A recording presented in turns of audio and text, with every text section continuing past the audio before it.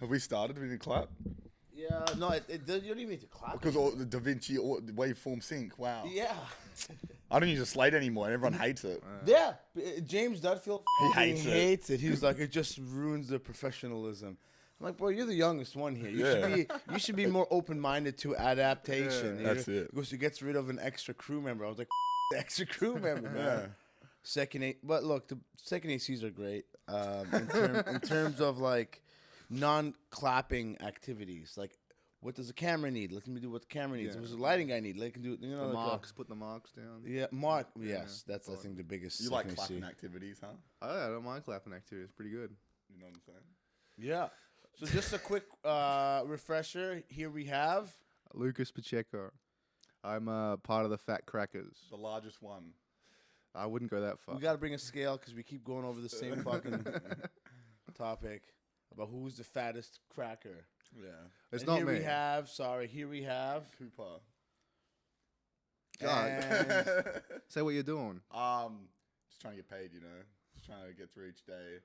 trying to get paid. Co-creator of Fat Crackers and maker of very serious short films. And my name's Hassib, and here we are at WA's world's first podcast. And I actually double checked this. This actually is the first podcast in Perth. You're like the Joe Rogan of the Perth film industry. Yeah, I feel like that. This is a deja vu moment. But who's the baldest? I think, yeah. Damn it. The whole thing is like a rerun. It's like, I'm trying to bring, Yeah. market. Yeah. so to go back on what you were saying and continue, how important is it for you as an artist to make money a priority in relation to just creating, expressing your creative? Yeah, we got to make money. I probably don't do the same thing that a lot of people in Perth do. Like, What do you think a lot of people in Perth do? Well, they like freelance and they try to get on like bigger sets, Videography or videography, or like trying to be like an assistant AD or an assistant camera on bigger sets. But I can't be fucked. It's very hard. It's so much work just to get on the set that I'm like, I'd rather just have like your own more consistent job, and then in my spare time, you earn more money that way, I think. Yeah. Well, I've always thought that you can never, in this industry, you can never go into it for the money because, I don't know, it's purely passionate for this. You can't. narrative-based content specifically. Yeah. Or just anything creative. You can't, if you go after it for the money, it's probably not going to end well. Well, lately I've been admitting more that I'm going after it for the money. Yeah. I know it's a high risk though, right? Like in terms of, but that risk statistic only exists because majority of the people fail, That's it. right? I mean, because majority of people try and don't really try correctly or properly. Yeah, but when you say going after money, do you mean like for project funding or for actually like earning an income? Like you want to? Well, I mean, I want to be able to. I think both. I want to. What I'm aiming for is like, hey, look at all this post-production budget.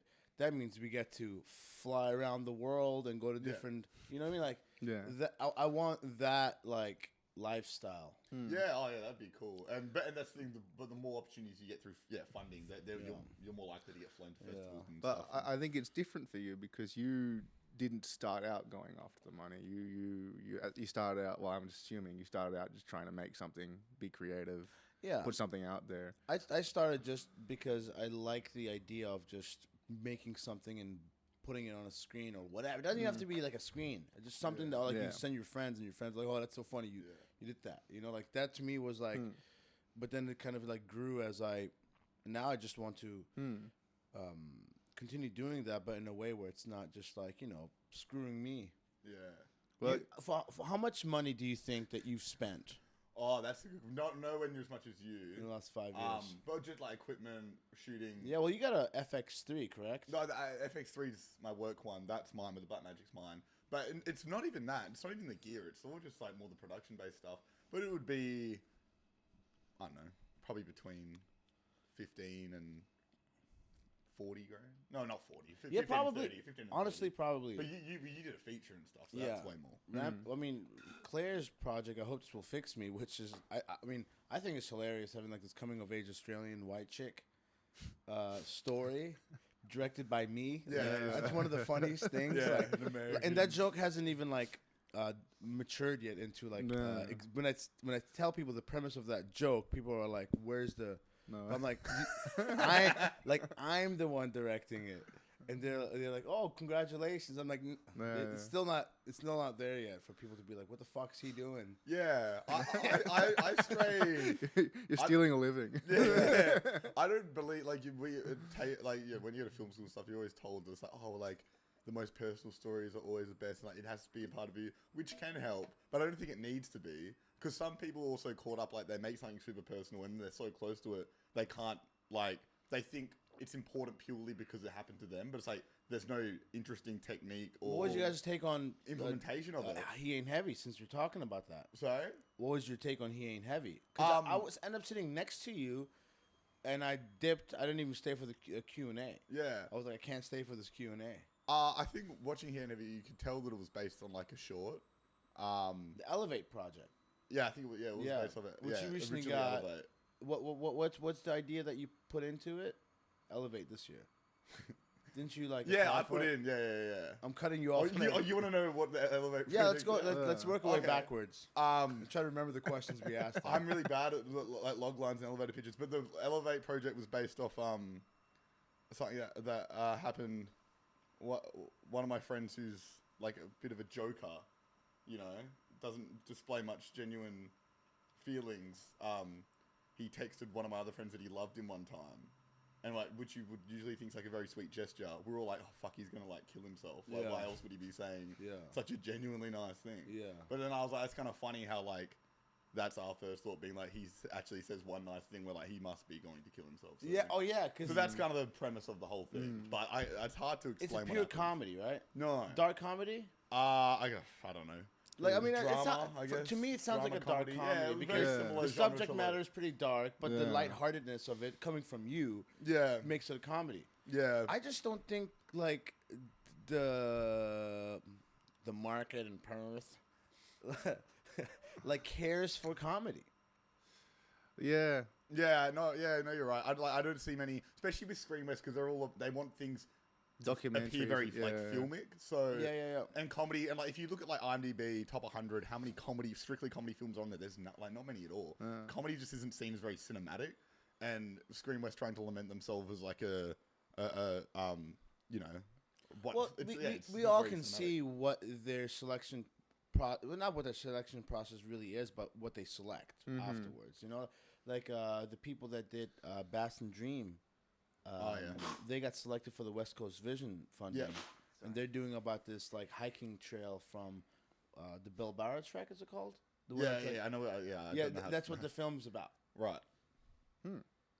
Does it sound like a comedy? Absolutely not. Yeah, but see, again, like if you look at, you can tell like the Bill Barrett trap. The Bill Burr track. The Bill Burr track. That's a comedy. That's a comedy. You can't have that. Scratch that idea. Oh, you gotta climb a fucking mountain. But no, but you can see it. It's like it's very WA, and that's what they're. But it's also not like it's not the people who work there's fault. It's like they're given money based off picking projects like that, and obviously they want as much money as possible so they can employ as many people in the state as possible. So it's just a part of the game. But unfortunately, for people like us who don't really make that kind of stuff, or personally I don't have much of an interest in making like kind of prioritizing that over subject matter. A serious drama that like represents Australian history in a sense, where like what it shapes the vision of how Australians view history. I think. Because it's like in some content or like, one, for example, this hiking trail one, right? It shows about, there's a cool hiking trail in WA.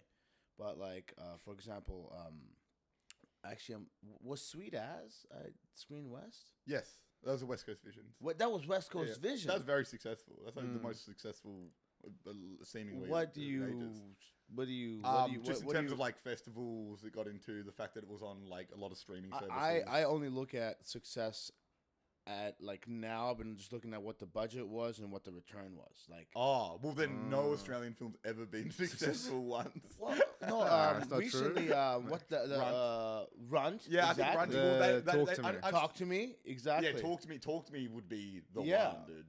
Probably Mad Max as well. But they had a $4.5 million budget. But I just saw recently the box office and everything is up to $48 million. For the Talk to Me? Yeah. Yeah, that went really well. Yeah. And do you know the story about how So because the budget was quite small. What did you say? Four and a half. Four and a half. They actually had an extra 2, but one of the producers was like, "We want someone more famous to play the lead," and they stuck by Sophia Wilde, I think it is. They're like, "No, like she's our girl. She's perfect for the role. We're not getting rid of her." They're like, "Cool, keep her, but we're withdrawing $2 million," which for a budget that size is so much money. So they had to cut so many shooting days and really nail it down. But she does like nuts in it. Yeah, have you seen it? Yeah, I have. you like it? I was very impressed. I thought with it was insane. I thought it was very so well. Yeah, the writing really made it. I appreciate the whole like full circle, wholesome. Yeah. Like in terms of story, plot, writing, ending. And those guys are so interesting because they didn't come from like a film background. Like there's people that we see get grants to make features. They don't come from any of those backgrounds. They come from fucking YouTube and comedy. Yeah.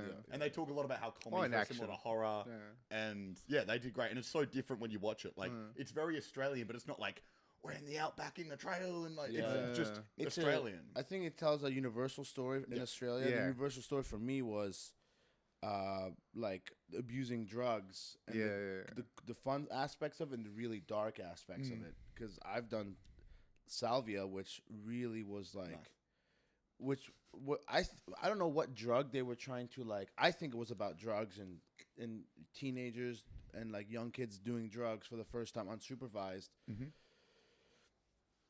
So I was like, what drug did they have a bad experience with? Right. You know, for the writer to be like. So one time, you know, like one friend really went off the rails and, you know, ruined his life. Ripped his eye out. Yeah. Ripped his fucking eye out. Like, you know what I mean? Like some crazy shit like that. So I didn't even think of it like that. That it was about drugs. Oh, really? Yeah. I think you're being sarcastic. No, I'm not joking. I watch movies and listen to songs like I don't analyze anything. Surface. I'm so surface level, milk toast brain. Because I don't like. I used to when I was younger. I really tried to beat movies. Like I wanted to be like. Not beat. Pause. Like I want I will defeat you. They want to know like they're like I'm trying to guess the ending or I want to know. Right. When I did that, sometimes you'd get it and you'd be like, oh, like it could be like self-affirming. No, that's good. But it doesn't. But it takes enjoyment out of it. I think just being there and trying to just watch it. It's like a creative exercise though for 100%. I don't know. I didn't like doing it, but I always try to beat the movie the second time I watch it, where I know everything's gonna happen.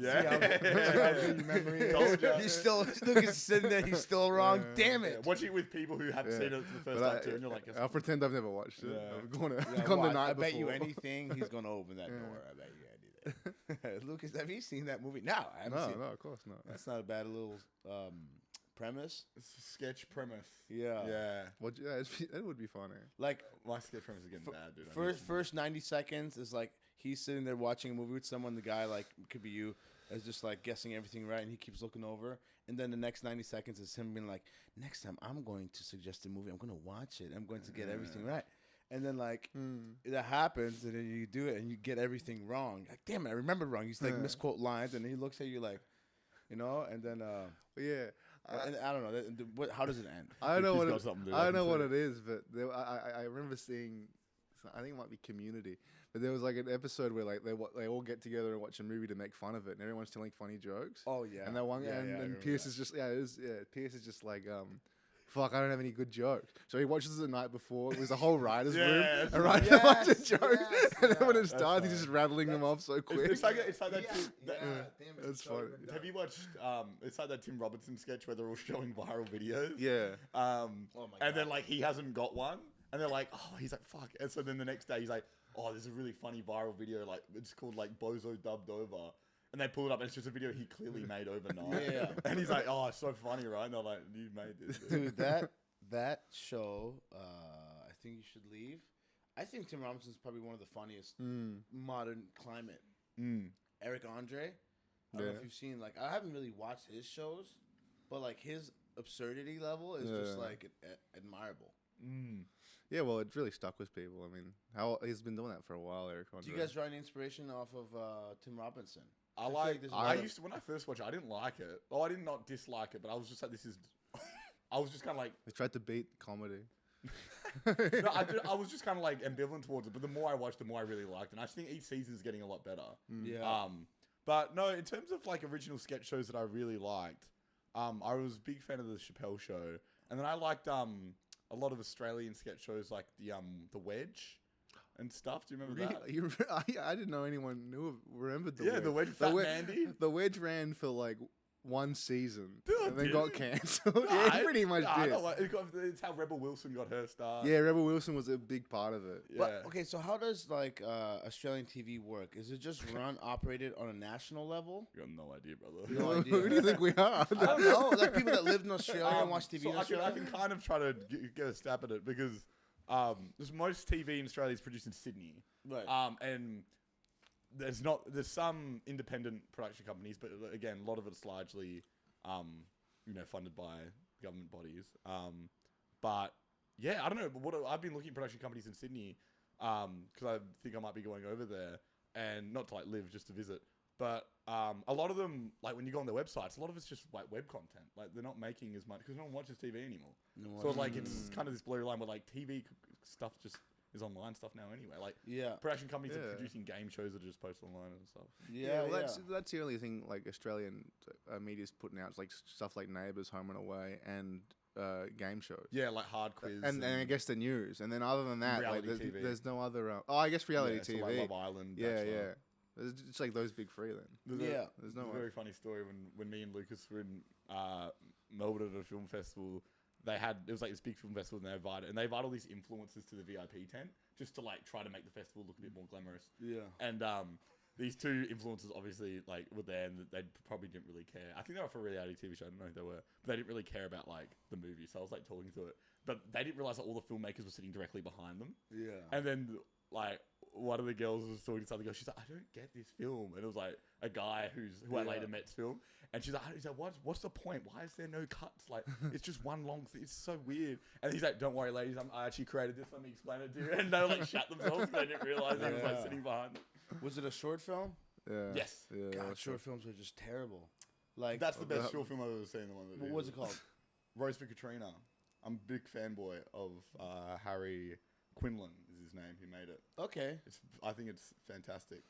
You know what I think every short film's problem is? That was including my own problem. You try to make everything too mysterious.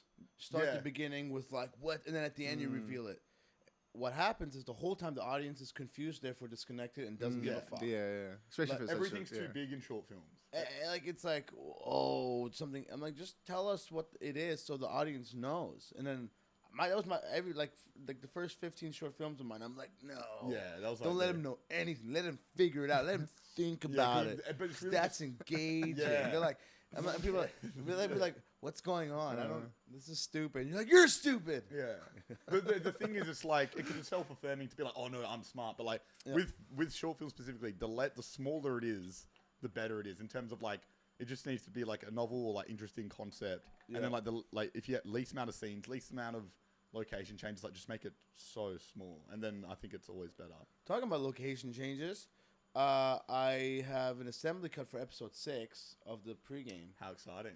I'll give you guys after this. It's got a few location changes in it, but I definitely think it's. I'm pretty excited for you guys to check it out. Yeah, that's different though because that's episodic content. So yeah. Like a short film, but I know what you mean in terms of like trying to make it too big in terms of the story, in terms of location. I did that all the time. But for me, like just complete mystery. On everything. That's why sketches work really well because it's like when we shoot sketches, it's a one-day shoot, one location, and like they're just enjoyable to watch. And like even though this sounds bad, but like the sketches have been much less effort in terms of just like stressing about it than a lot of the shorts. But I think a lot of the sketches are better than a lot of the sketches. A lot of like traditional film stuff, like continuity and stuff, takes a back seat to making it funny. I feel like if it's not funny, then. Like, I talk about like I know. You're right. Like it's like going after a comedy is the biggest risk in filmmaking. As a filmmaker who's like, film cinema, comedy is like the biggest risk because majority of people who are in film, I don't think have a sense of humor. So they're like, except maybe the director and maybe the that was the safest bet. You're everyone with the wrong crews, dude. We were all funny. Yeah, well, but you guys are a bunch of like content. Like you guys are thinking of different like concepts and different funny ways to like bring something to life. That's why it's like you guys are just shooting the shit. You guys confirmed your switch to we're doing comedy sketches. That's your thing. Fat Crackers, great name. You know, like for like okay, if anyone's like, what genre do you think Fat Crackers is? They'd be like, it's fucking comedy. But No. in cinema film world, like the last like the Ben Stillers. That was like the last of a dying breed, man. Yeah, Like, he was like, that's right. he's like the last comedic like film producer. Yeah. But there's not even actors like that anymore. No, Who's like a Ben Stiller of today? like There's Kevin no Hart one. and The Rock did their own duo thing, and I'm just like, I wasn't really my thing. It was like more of like young family. Yeah, but even guys like that, like all famous actors now, the actors are just hot guys. But like we're like the Owen Wilsons, the Ben Stillers, The Will Ferrells, man. the Will Ferrells. There's no like It doesn't big exist. comedic actors. That was I think that it's gone. is gone. Yeah. Adam Sandler. There's no new guys like Adam's that. yeah, exactly. Like people might say someone like Pete Davidson. Yeah, he's done like one movie. He's done one or two. But it movies. wasn't. It was like more about like trying to like like market his like tragic like event in his life. Yeah, it wasn't a. It was pure Bill comedy. Burr and it was in it. Yeah, Like, yeah, that's King of Staten Island. I think it was called. Yeah, It was King of alright, Staten but Island, yeah, yeah. it wasn't a pure comedy. It wasn't like a comedy. Like It they was didn't his story. commit in absurd reality. That Zoolander, for example, Zoolander. Like that movie's about a fucking male model world. Yeah. I was thinking of one. Called about it's about especially like it's about a group of scientists, right? And it's you make them very clicky, like, oh, who's that? Oh, their science is so cool. And then you're at a club and you're like VIP, and all of a sudden the coolest VIP group of scientists come in, right? And it's just like this, and the name of it is called Poppenheimer because it's popping. You know what I mean? Like that like I you know, like that's like I'm like okay, like that could be. It's very like. Because it's popping. Yeah. And then you can just like take like, oh, my science. Oh, like where's your data? Like kind of make fun of like the whole like scientific method. Yeah. I would never. It's Well- so important to me, scientific method. Bro, it's like coming from a religious background, leaving religion, and then going into like this like science is everything. Bro, to me, honestly, science and religion is the same shit. Yeah. I reckon. 100%. It's all. At the end, it's all like limited by human like nature. Human nature, like you can be like, but no, the scientific method is the one. It's still a bunch of people jerking each other off to their like theories. Poppenheimer. Because it's popping. How about like Poppenheimer, like, and he's like a vagina doctor, like gynecologist. Okay. Poppenheimer. and his new technology Poppin- breakthrough is His penis. He's just fingering. He's not his even a doctor. penis. He's just fingering girls. Yeah. And he's like, no, I'm a doctor. It's like that. Malachi Love Robinson. Malachi Have Love you heard Robinson. about this guy? This is awesome. He was like this kid 14 years old. who pretended to be an actual doctor, and he got Gynecologist. a gynecologist, and he got a bunch of people to come see him and pay to see him. And he just pretended to look at like give them bad. diagnosis. But he was like 14, and he got like arrested. He's done it like twice.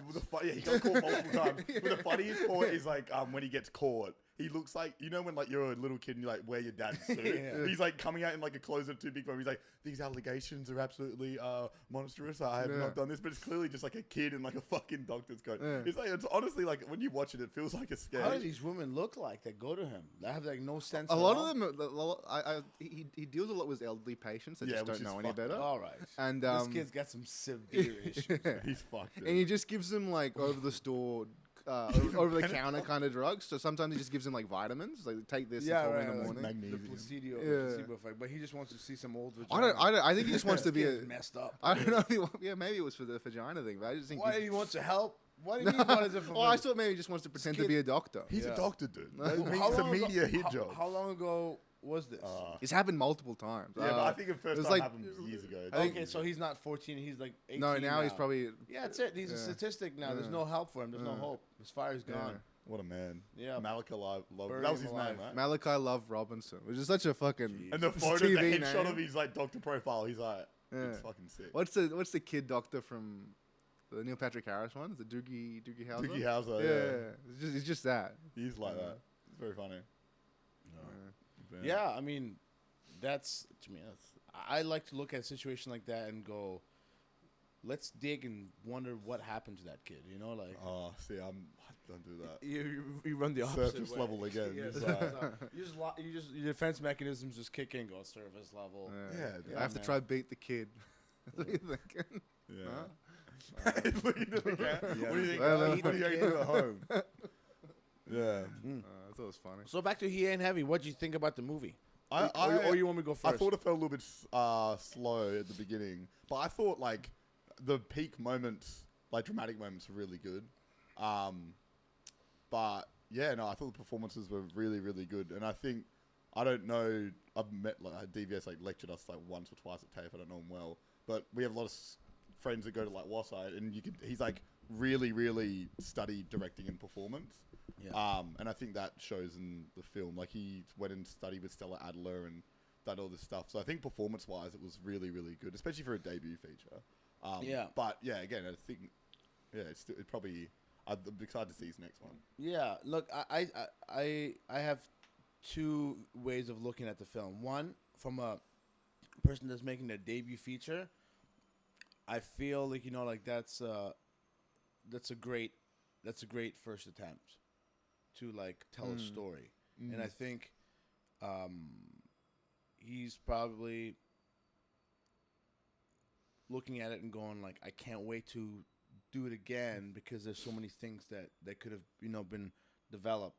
And I like for me now, if I can get critical, I think that having the main character be the sister and then having the main problem be the brother, it was like we needed more of the sister, or like we need to dig deeper and be like what happened to the brother for him to be like this. It never like, well, what happened? And, oh, don't shut up. And I was like, let's not talk about it. But then I think for the audience, they need to know in order to be more emotionally invested. Yeah, I think you know what I mean. Like that to me was like the only criticism that I have.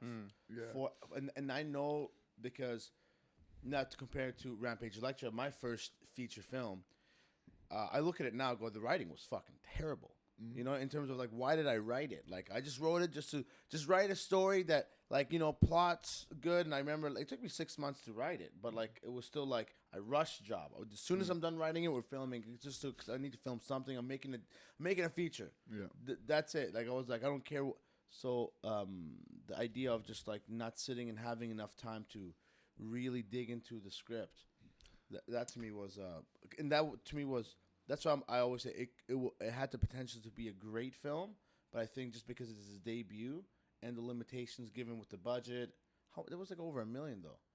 Yeah, but that's nothing. That's not because once you go on the books, I imagine so much money has to go on like they have to have Brit's doing production design for some like the 12 sets, and they need like a nurse to be on set. Yeah.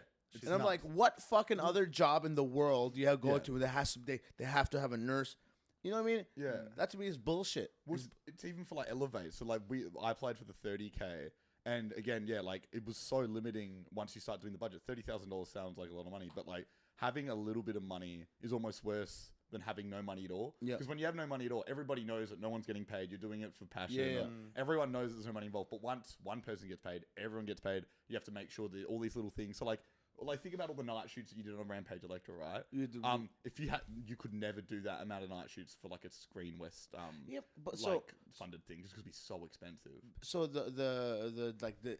the wages controlled by JobSafe, or like you know what I mean, or is like that's just like you have to, but you can if you're a private company and you take a contract, you're a film production. Someone comes to you and goes, hey, I want to give you this much money, and make me a film. And if it's like a private investment, are you obliged then to follow the rules of to do it like give the wages that like are do you see what I mean? Because like when we do it for no money or little money, I'm like, okay, you can break off people like, okay, give the DP a day rate of $300. You know what I mean? But then it's like, okay, well, you got to get him on a payroll. You know what I mean? Like, yeah, it gets very gray area. So like, there's award minimums, and then there's obviously like union minimums and all this stuff. So anything touched by the government has to be super to the letter. Right. To that. Right. If you're doing it privately, you can make those individual agreements. Wild West. Yeah, but I would be very careful because I'm sure you probably could still get in trouble. But yeah, it's mainly because it's government money, and that needs to be accounted for. But before Dawn was done like Wild West style. Right. Oh yeah, I heard. And everybody heard stories about like the explosions and how that there was some like gossip that leaked over that's saying that it wasn't the safest way or the most like proper way to do things. But like that's like for me that was like early on when I was hearing this, I'm like, that's one thing I can appreciate. Yeah. Someone just going for things. Yeah. Well, didn't he get into trouble for just not paying people. Yeah, I've heard that. I don't know anything. Yeah, and to me that's like crazy. It's like at one point, like at the awards night, they were like, "This one shot costs $1.5 million." I can't have dinner. And it's like one shot costs $1.5 million, and I've had more than one like extra that drove over there telling me like we had to pay for our own accommodations. We had to, we didn't get paid for, and I'm just like. There has to be like like some modesty to like that, like at least don't rub this in their face, because like if you're sitting, but then it also goes like, well, maybe they're like masochists who but I've done the exact same shit. I'm like, I might know what I'm saying, it's getting paid, but we're gonna rent a lens. Like, it's kind of similar. But first they also had like they didn't have any government. No, I don't think that's why they were able to. Yeah, they were able to do that. But yeah, I don't know about deeply, but I met him at Brad Newland's boat party for the first time. Oh right, yeah, the Diddy party, the Perth Diddy party, bro. Check that. Sorry, Brad. I'm sure you're lovely. Yeah, no. Like I'm jealous. I want to be invited to the Diddy party. Everyone is like, who's the first to create that culture here? That exclusive. What are they doing over there? The mystery. Yeah, with the eyes wide shut. I want to be part of that. I want to be part of that. But when you don't get invited in, you just blame the Illuminati. I'll snitch. Oh, it's because they're all devil worshippers. No, you just didn't get invited. They're sacrificing a goat on that. Yeah. Like, what are they doing in there? You'll never know because you're not invited. Just like Hollywood, but the stakes are so much lower. It's like on a boat. We were trying to get $30,000 to make a short film about. But the desperation is still the same. Yeah. God, to make a film about a little dog in a country town. Yeah, man. So, man, that guest invite list is scarce. Amy messaged me yesterday and was like, "Are you coming to my party?" I was like, "Sorry, I got plans, When is it? And then I looked at the. It's this Saturday. So we got that 20. We got the other party. It's this Saturday. Oh, next Saturday. Sorry. Yeah. And I looked at the guest list and I was like 6 people confirmed. And I was like, poor Amy. Doesn't deserve this. I'm gonna make it a Diddy party. Yeah, you can, because they're like, oh, a film director is here. Yeah. You want to get not paid for a sketch about being gay with your dad? Like, yeah, come suck this dick, bro. Yeah. You want to be in the silliest shit ever? You want to get not paid. Yeah, you want to, fuck yeah. I can make you a character in a sketch. Yeah. You want to be in a film that you have to pay, if it does get into a festival, you still have to pay for tickets to go to. Everyone in Perth will know your name. Yeah. Fuck yeah. Everyone in Perth already knows everyone's name. Yeah. But it's just so much fun. I mean, I don't even know your last name.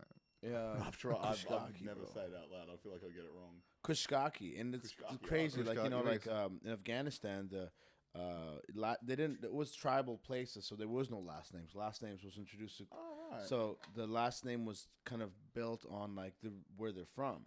So we're from like the Kushkak, like tribe or area, which I'm starting to piece together because Afghan Kush is like so I think my ancestors were like the originators of Afghan Kush, like marijuana. Oh wow! You know what I mean? So like, that's cool. So I'm like, okay, so like please, my culture, my eternal like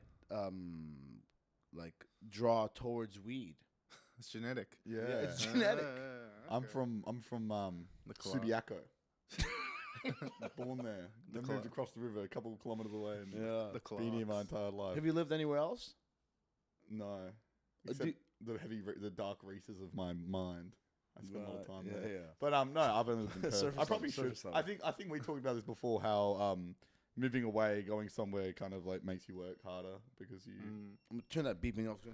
I think sounds good. A little pause. Yeah. Look at Lucas's. How's your posture going? Right. I can't wait to look at the playback and fast forward and see a quick break. It's a quick break. Yeah. What should we talk about when Hassib's gone? You should On the couch with Coops. Podcast renamed. You gotta ask Amy Jorvan to print out an A4 photo of your head for the party. Yes. Did she ask you guys that? No, it was a public. I think it was a Facebook status. Did you see it? Oh, for Brad Newland's thing? No, for the Waskers. For yours. For Oh, yours. right, for, yeah. I hope She this will fix messaged me. that to me, but I ignored that message. Bro.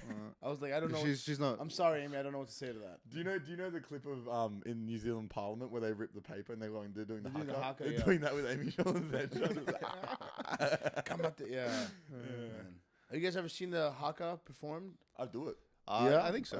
I'll do it, bro. I do it myself. Yeah, I've seen it. First time I was like in Arizona, and there was like this Islander team that were playing in rugby. The only year I played rugby, and they did it after the match. That's why I was confused. I was like, "What's going on here?" That's strange. Yeah. Yeah, like because you got to do it before, because but yeah. Well, you see, like people, there's this big controversy at the moment where people just like the New Zealand team does the haka and the other team just don't look. Yeah. And Well, they laugh at them. They laugh at them. What was it? The English team did like this. They did like a formation around them to kind of like Like I think if anyone has to stand there and like watch them do the haka, you can do whatever the fuck you want as well. This whole- I guess. unless so. it's like the national anthem. Yeah. Is that like the national? What- They get a national anthem and the haka. Yeah. I call foul. The reason why they can do it too is because they're the best at rugby. Like if they Yeah. fucking sucked at it, they'd all be like, we didn't have time for What this did, shit. did they But because lose? win. Did they lose last? Oh, they've lost before, but they're like, Yeah, but but they're still like- worldwide, like historically, are the best team. Sure. Sure. But yeah, if they suck, everyone be like, "Fuck, you don't get to do the haka. Like, we're just gonna start the game now." But they're like, "Oh, we'll let them." Do you still do jiu-jitsu? Do you still wrestle and stuff? No, I haven't done that stuff in a couple of years now. I'm too fragile. Since we wrestled in Fremantle, Yeah, dude. I got a clip of that if you want to put it up. Yeah, I chat. was waiting for you guys to put it up. We can put it here on the video. Yeah, No, I go I'll to the send it to gym. you after. I go to the gym, but I don't work very hard. I mainly go on my phone at the gym. But yeah, I'm too busy, dude. Yeah. No, I don't want to get injured. That's the main thing. Like being injured, fucking just makes it so hard to go to work the next day or work on anything else. They're like, It what takes did a you lot of time. do? And you're like, oh, I did this. Like, what an idiot. Yeah. I was wrestling a 50-year-old man at my karate gym. It's like, fuck, dude. What are you doing? Yeah, I was wearing a gi. Like, you fucking dog.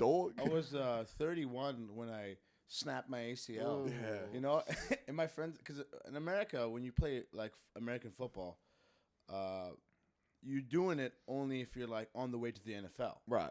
Once that slim trajectory, once that's done, like okay, you didn't play in college anymore, and you're done. You know, It was such a taxing sport on the body. Yeah, You can't yeah. afford to play it casually. Yeah. I tore my ACL one game after and then my friends are like, "What were you doing?" I was like, "I was playing football."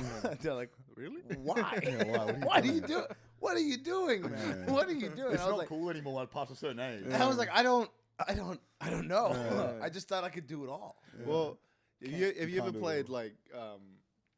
like a sport after high school? Just like I used to play basketball, C grade basketball after high school during when I was at uni, and there was always a team that was like filled with old guys. Yeah. And they'd always take it so, So seriously. seriously.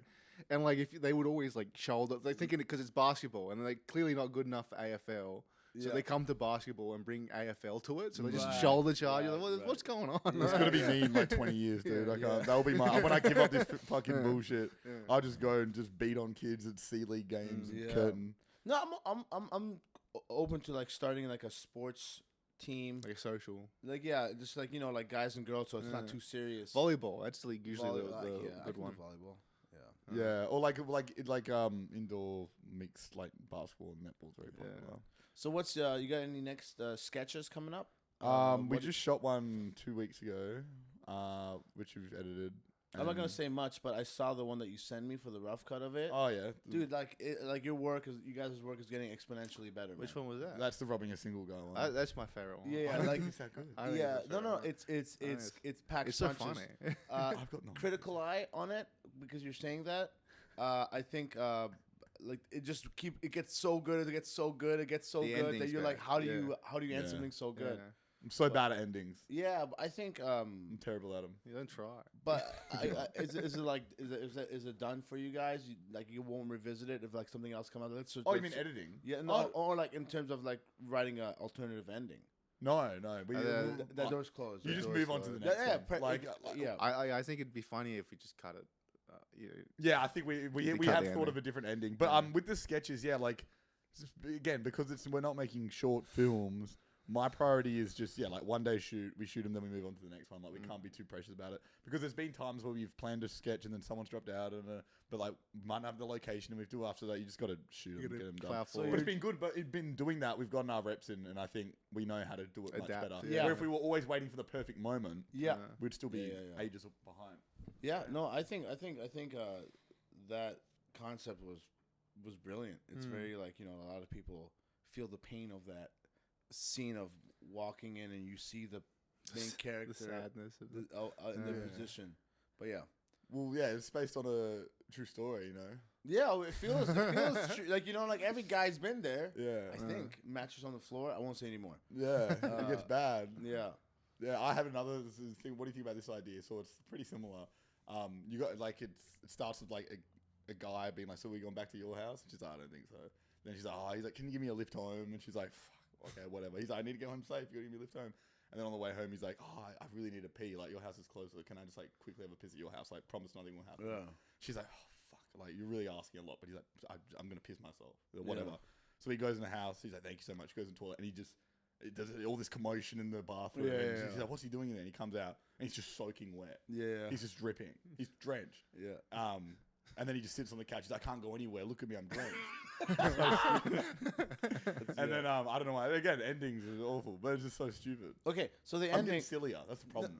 so the not a ending problem. is like, so it's about him being desperate, and it's about her being like in Trying a to get rid of position him. where like how do I do? So she comes out and he's like soaking wet, and it's just like I can't go anywhere. Look at me, like oh I'm drunk or just look at me, like I can't go anywhere. He's not drunk. He's just wet. Like look at me. I'll be so embarrassed. I if can't, I leave I that. can't leave the house like this. Yeah. And she's like, "What happened there?" He's like, "Fuck, dude, you have so much water pressure." Someone dared him to jump in the pool. Double dog dare you. Yeah. How funny is being soaking wet? And I think that's hilarious. After the commotion coming out and being like, I can't go anywhere like this. I think that's really funny. And then it's just like, and then he's like, what did you do in there? And he's like, I don't want to talk about it. You ever been in a place where like you're so low and you just, you know, you're so desperate that you want to like make up a situation like you have to pee and you go in there and make a big scene about it and you just drench yourself wet. So then after, look at me, I'm an idiot. Yeah. And then you can have a moment like a breaking moment where she sits down. She's like, I understand what you're saying. You know, like, and then like maybe that, and then like her partner walks in and it's like, hey, give us some space. And then That's funny. Or he You starts go playing for it. weed in the bathroom. I think because everyone's bathroom's different, it's hard to figure out how they work. So I reckon that could be his excuse. Yeah. Yeah. I'm trying blames to, the bathroom. Yeah, like look, your bathroom's so weird compared to mine. Yeah, but it's interesting how to end like great ideas. Is Well, I like the idea that she has a boyfriend the whole time. That'd be funny. yeah, So he he just comes home- wasted his time. He's wet for nothing. my favorite ending is the sketch that we shot most recently. Oh yeah. That's the best ending of anything. Now- it's so stupid. I'm having a screening on December 28th. Yeah. For I Hope This Will Fix Me. Yeah. At the back lot. Yeah. I reached out to Esperance to Fremantle, Oh yeah. and they're Will happy. Turner. And they're happy to play their short film on the 28th. Oh, Double cool. feature. Yeah. Oh, Well, kinda. they're short. They're Yeah, short. right, well, But still, it's still like cool. That's cool. Do you guys want to? If you guys have anything new or something that you guys want to showcase? Do we have to pay? No. Oh, okay. Fucking. Oh, yeah, weird. for sure. Oh, 100% you have to keen. pay what? dude? Well, just because I thought for backlot you have to pay to like rent yeah, it. I'll take care of all that. Oh, yeah, okay. yeah. Like, Oh I'll no, take- that'd be awesome. That'd be a privilege. yeah. We can show. Yeah, we can show stuff. Because I'm gonna try to get like the pregame trailer, the teaser coming out. That'd be fun. Oh, that would be fun, YouTube, yeah, like I'd be keen. Life in Leaderville episode, like season finale teaser, and then we open with Fat Crackers and Esperance to Fremantle, and then I Hope This Will Fix Me. That'd be cool. Good. And then after that, Ian Hale was just like, because when I messaged him, he was just like, make it a party. And I was like, okay. He goes, I can get a music act. And I was like, That's fine. all right. He was like, rock on, man. But I was- you want new sketches, not old ones. up to you guys. Yeah, I'll see. Well, Maybe just pick our best ones. Like, Yeah, like like- I think a new one would be cool. Yeah, we'll do a to new one. showcase. But it's whatever you guys want. I'm just saying if you guys want. No, that'd be awesome. That'd be Hell awesome. yeah, Thank you you know. for that. Look, we're getting business done on the pod. Yeah, business on the fuck yeah. pod. Yeah, Everyone show your biceps. yeah. No, man. The people at home. Well, you've been going to the gym. I've been seeing your stories. Yeah. No, I haven't gone this week. This might be the first week. In Yeah, you're very strong. Yeah. No, dude, I've been fucking. This is the strongest I've ever been in my life. Yeah.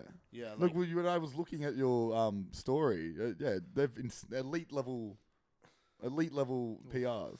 Yeah, like, and I do I don't like try to max out. I just try to like actually work out. But that's been helping me with my mental health, which is good. Which is good Oh yeah, being healthy. Some weeks I'm that. just like, what's wrong? But then like you go exercise and you're like, oh, that was it. Like, literally, that was it. Yeah.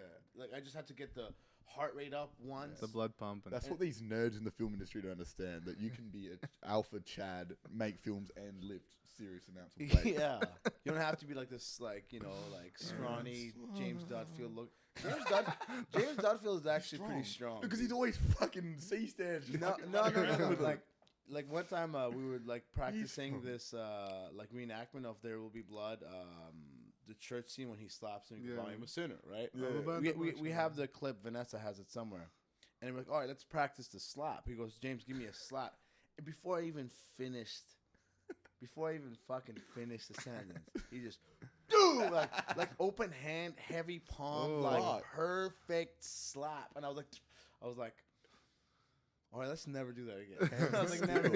Eyes I like like when you get hit, like you just your belly anger just goes straight in. I was like, let's never do that again. But I remember he was like 16 or 17 at the time, like, and he was a pretty strong guy. Still growing.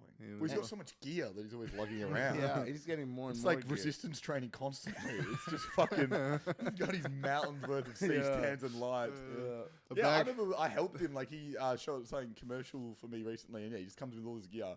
And I was helping him like move it, and I was like fucking getting puffed, and he was just fucking solid. Yeah. It's just that endurance that is like that weightlifting or like exercising helps me maintain, because like especially you know like some people coming on your sets, when they're done they leave, but it's like the day before prepping up to the next day setting, and then up to like the packing down, and then once everyone's packed, then you go home, and then you gotta like unload, and then you gotta go and do the data, and then you gotta like it's just the day doesn't end. Never ends. But James Dudfield, sorry, he also doesn't wear shorts and wears a beanie all the time, so he's constantly very hot, and he's still just doing it. So he'd just be burning so many calories. It's like hot weight resistance training constantly. Yeah. So I'm just thinking about that. Sometimes he wears a hat. Yeah, it's not always a beanie. It's depending on the season or event, or event. The beanie's more iconic though. Yeah. I usually message him random things, and he never responds. But has he been big timing you recently, dude? He's been he only speaks when it's like worth his time. Yeah, which is big timing. But he's big timing it, man. He's big time, dude. Yeah, I told him don't look back, man. Yeah. If I'm back there, don't look back. Dude. I feel like a desperate ex-girlfriend messaging him sometimes. Like, respond to me, Jay. Oh yeah, but like then he responds like, Yeah, but when I told him I was like, hey, do you want to come and like help us film this, so we don't look like this? But propped up on a. He literally said, he messaged back. He was like, unfortunately, I can't. And that to me shows how excited he was to be here. Yeah, he's a legend. Like he shot our last sketch. Yeah. And it was super fucking. He had a blast. Yeah, he had a really good time. And it was super like not professional, obviously. But he's got super professional equipment. Oh yeah. Well, it looks very professional. Yeah. I fucked it up too. I'd fucked up the blocking and made it so difficult for him. He figured it out. He did magic. Yeah, it's like, what was it you that told me that someone showed Ant like the shot of him, and he's like, that looks amazing. Yeah, he lost it. We got Ant from Ant, right? The windmill, yeah. He big timed me, man. He big time, because when I was doing stand up, I didn't know him. Yeah. So when I left stand up here and started doing film, that's when he kind of started, at least with the windmill, right? So one time when I came in there, usually like the guy, the MC is usually the Tabo. He's like, oh hey, let's see what's going on, and I saw Nick Hunter himself. He goes, oh hey, and then they would kind of like, if they could like squeeze me in just last second to do like a spot, but he was just like, nah, sorry, and I was just like, no, there's only so much effort I can do to go on like open mic comedy, you know, and so I'm just like, that just like was so demoralizing that I completely retired after that. Yeah, I blame Ant. Yeah. No, but that room's been doing great, and it's literally 20-second walk from Best comedy club in Perth. I think so. I honestly think so. So much fun. I used to go there nights where there was only like 2 people in the audience, and they didn't have the backdrop, and there was like the stages in the other and it was like I would only go there just to like exercise, just not even material, just I would just free ball it the whole time. Wow. Throw Just to yourself work in the on deep stage end, yeah. presence. Yeah. Wow. Well, Ant runs it now. Nick Hunter's gone, and he's the main dog there. Yeah, I saw that switch over. That's what screwed my career. I'll get you back into the lineup. Then I'll go. I'll get you back on Ant's good side. But have you done stand up once, or did you? No, No, never. Yeah. I did Whenever- a speech at my sister's wedding. I fucking killed, didn't I, Lucas? It Dude? was Did he? alright. Yeah, I that's good. was filming it. So Was Yeah. it like naturally flowing and hitting the spots? So I was emceeing. I didn't have a speech. And Okay. but on the because I was like, what the fuck does an MC do? And I was like, do we want me to? I asked my sister if she wanted to speak. She's like, just do whatever you want. MC so the is so day, much fun. yeah, the day of, I just like wrote some things on my notes app, but nothing. It was pretty off the cuff. some of the jokes were pretty fun. But the It was a thing good with a laugh. wedding is they have to laugh at you. Yeah. Like in a comedy, in an open That's mic, perfect, they right? want you to fail sometimes because it's Yeah. funny for you to fail.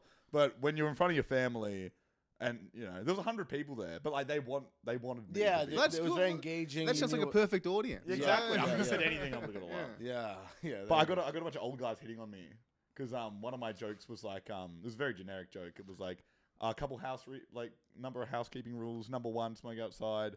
Number 2, toilets back left. It's like number 3, 0433 That's my number. A lot of good looking people in the audience tonight. Give me a text if you think I'm hot. Like just some bullshit to warm up the audience, you know. Yeah. But then I just got messages of these older guys. People that caught the number that quickly. Yeah. Well, he said it texting twice. Well, I said it twice because I really want a pussy. Yeah. And then it was just old dudes. And then a guy came up to me with his 15-year-old daughter and was like, do you think she's hot? And I was like, I think that's a kid.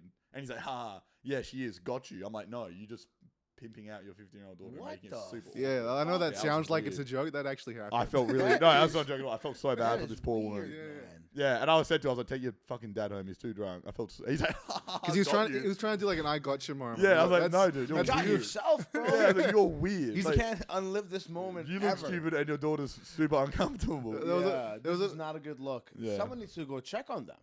Yeah. Too late. No, too This late. was years ago, right? No, this is, like a couple weeks. A few weeks Couple, ago. dude. My sister's wedding, Yeah, yeah. I'm sure she's fine. I don't think Yeah. she's fine, man. With a dad like that pimping out their 15-year-old daughter. Yeah. I like Police, if you see this. he was a police officer. He was a police officer. Yeah, that's what makes it funny too. There you go. Those cocksuckers. They think man, they can tell do you anything. what. Those I don't guys. mean cocksucker in a way where it's. I've been saying that lately. That's fine. Yeah, no. That's fine. He thought I mistaked you for the Luca Vines because I was just like, Oh, remember that? 'Cause Who's Luca Vines? that's your boy. Who he is? Yeah, it's good. And he was like, "Can we bring Lucas over to the podcast?" And I thought he meant Luca, and I was just like, "No." And he was like, "Cause he's gay." I was like, why did you want Lucas there? Because he's gay. And I was like, "Wait, who are you talking about?" I was like, "Lucas is always welcome." yeah. Lucas Vines. Who's that? Yeah, That's your- some that's guy that- our arch nemesis. Talking about arch I nemesis. don't know him, dude. I don't know. Did you go to TAFE at the same time Chris Gladding went to TAFE? No, He's year here above. above us, yeah. Above. Yeah. Some guys say it like that. But I've talked to Chris. What about? 'cause he Yeah. makes He's got sketches Yeah, as well. yeah, Yeah, no, I had a chat with Chris on Facebook. He was going to come help on a sketch, but then couldn't. But no, I think he's shooting sketches now. I think was it's I was cool. on set of his last sketch. Oh, great! Is that the courtroom one? Yeah. Oh, awesome. I Really wanted cool. to honestly. I just wanted to one get like an acting role. Two, Oh, yeah, acting. kind of like peep what he's it's all doing, about. yeah. You know what I mean? Because I want to go and like see what like-minded people are doing, or whether or not they are like-minded or not. Yeah, You know? he seems alright. I don't know him well. Yeah. No. Like I think I'm always trying to support people that are just keeping it going, Yeah. just because it's fucking Yeah, tough. it's so hard, and he's the only guy. Like, Yeah. he just does it all himself too. Exactly, and when I went over there, it was just like it had such a like a student film TAFE feeling to Oh. it. But that's like us. But like, but like, for example, why do you like? Where do you think you've developed? I was In thinking, production-wise. I've been thinking about this a lot. I think, especially once people like graduate and they start working on bigger sets, It's like, they sorry, Brit's on speaker. Brit, I'm doing a podcast right now. Yeah. No, they're looking at me saying like, "What the f?" Hey, Britt. She knew it was me. You ever heard of this podcast? It's the first one. It's the first one. You probably never heard of one. All right. Are you coming back home? I was gonna offer that. Yeah. I'm alright. Is that what you're calling? How long's that been there? from last night. Oh. All right. It's good. I was going to actually offer it. All right. Bye-bye. You guys see Wicked? She went and saw it yesterday.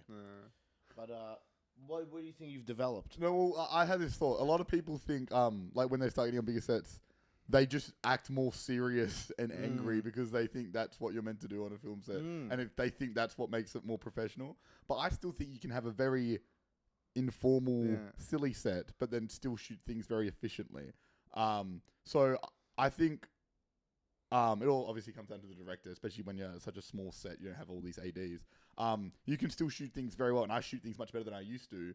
But it's still very chill and relaxed. I mean, if you saw it, you'd probably. No, that's the. I was more going and developed in the sense of like your quality in your different departments. For example, like your there's directing department, and then there's like the cinematography department. There's the production design department, and then there's like the sound department. Yeah. I was like how I. Those four. Let's focus on those four elements.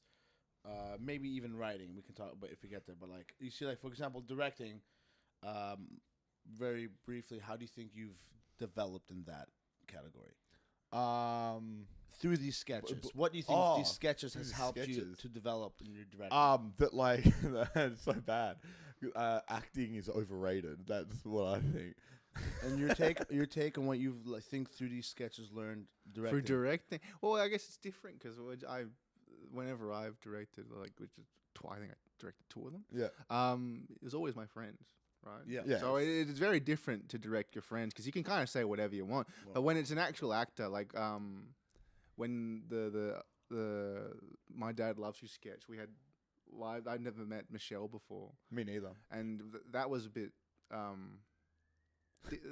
different for me. I kind of had to figure out how to talk to her. That sounds. Do you know what it was? Like, and it's actually that's a really good example. And when you talk about your friends, what with the sketches, it's like. It needs to be fun. So if the set isn't fun, the sketch isn't going to be funny. Right. So even when I'm having a shit time, like even the other time when I knew that I fucked up the blocking and I was like, fuck, like I think I've really fucked this. I had to like, as the Joker would say, put on a happy face. But like you got to, because if your energy goes down, everyone else stops believing it. Then it no longer becomes funny. It's just something we're smashing out. Michelle was a good example because I'd never met her before. We got her off Star Now. I was a fucking megalomaniac, acting, directing. Lucas was co-directing in this sketch. I had lines like calling her fat. What's a megalomaniac? What's that? I don't know. I think I like that term. Maybe it's like someone who like takes a lot of control. Yeah. I like that term, megalomaniac. But I must look like a freak to her. That's a great title, megalomaniac. Yeah, but we just like made the sketch really fun. Michelle had like a fun time laughing with her, and it worked out really well, even though it was like kind of an awkward situation. Yeah, that's also so have fun, and that's the problem. A lot of these like people get in the set and they're like, I'm gonna be serious, so people know that I'm serious. And, like I'm gonna be fucking really intense and like Well, who do you have in mind when you say that? Like no one in particular. But because I I understand what you're saying. Yeah. People have to feel like they can't, but I would like. I'm very playful on set. Yeah, your sets are like a fucking zoo for me, like in like a fun way because to be honest, any one set that I go to as a non-director or like I'm just like I just let out all my pent-up frustrations I've had on my film sets as a director where I couldn't have fun. Oh right, I still have fun though. Yeah. I need to. Well, yeah, I guess especially when everyone's working for free, you have to make it enjoyable enough for them to come back the second day. Yeah, no, and it's so important. Been great fun. All right, let's go cinematography. What do you think through these sketches that Fat Crackers? I was thinking about this recently too. Well, because from starting Fat Crackers from where I'm now, I've been shooting way more just through my job. Like I actually shoot a lot myself. But the thing is, I would say is with cinematography, not everything has to look like a painting, but that doesn't mean the cinematography can't be really good. Yeah. So Robbing a Single Guy sketch is a really good example of that. There's no frame in that where you're like, wow, what a beautiful frame. But the way Cameron shot it really supports the comedy. Like the way he moves the camera, the zooms, and although it's not like beautiful, the cinematography works really well for the sketch. So but in film school, obviously you want everything to look like cinematic, but like that's not the only way a frame can be interesting. A frame can be interesting through like movement, through texture or color. Like it's not just one thing. Right. And yeah, I that's what we've learned. Like we can just make shots funny. They don't need to look beautiful. Like, and we're trying to be funny. So it's like being more like keeping in mind the genre and aiming for that. Anything you want to add to that? No, because I barely the camera's my worst enemy. I prefer to be in front of it than behind it. I got no clue what those buttons do. What about production design? What does that mean to you guys? Well, that's very important, especially for some of the sketches. Like we made a sketch the other day where we had to make like a liter of slime. Slime. So I made slime. So we had to watch a bunch of YouTube videos to figure out how to make slime.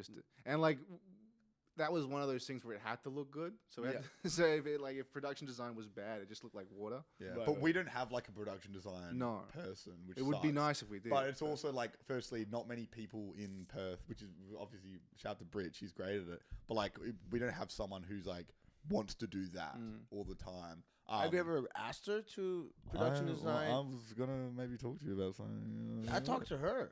Yeah. Well, yeah. Cool. If it's like one day comedy sketches, bro, she'd absolutely nail it out of the park, man. But and the other thing with production design too is it's obviously like money too. Like you can always do so much, but then we're not that. But also, like location also matters so much. Like if you get a good location, that does so much of the heavy lifting. How did you go with those office cubicles? I saw the final cut. It was for a bus stop film.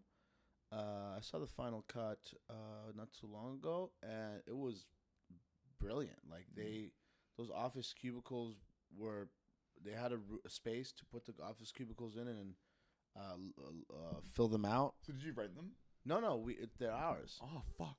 Yeah. So like, Brit just kept her eye out, found them, and we just had to pick them up. They're heavy as shit. Where do you store them? Huh? Where do you store them? Right now, Steve Brown has them. Steve Brown is you know Steve? No. Steve Brown is a local artist. Actually, this is his painting. Oh, cool. We were talking about that. Very That's nice. awesome. No, send me a screenshot or photo of them. I'd like to see what they look like. Because we've been trying forever. We've got like 3 sketches written based in an office, and we just can't you guys find got kicked out of your. You got kicked out of your. That was like a too good to be true kind of deal. Yeah, the fact that we got that to begin with was very lucky. Yeah. Both of the office sketches, both the office Three locations we got. 3. No, we did 3 sketches though. Yeah, a trilogy. But Sweeney's office too, like amazing location. Like we got so lucky. Going back there is a bit impossible. like. What's up with your boy Sweeney? Whose boy is that? Who is he? He's my friend from school. Yeah, He's crazy. He's a lawyer. He's a lawyer. He's an actual lawyer. lawyer. His sister's like a legit actress though. She was in that Black Cat? Ladies in Black. Ladies in Black. Yeah. And I think she's in the new one, 10-pound Poms. But he's not an actor. He's just a funny guy. Although you said he's done drama before. Yeah, he was really good in school because we did drama together, and he got like really high marks and stuff. But he's given up now. Yeah, I think maybe he's is dealing with alcohol. I mean, because there's like this overcorrect. The few times I've met him, it was just like I saw such a range in emotion. Like there's such an emotional journey from like the beginning of the night to the end of the night. Yeah. Where I'm just like, oh, he's a young alcoholic or an alcoholic in the making. He's a binge drinker. Yeah, and so am I. Yeah. No, I mean, but alcoholism is defined by like a reliance on alcohol like every day. Right. Like, he drinks only on the weekends, but when he does, he drinks fucking.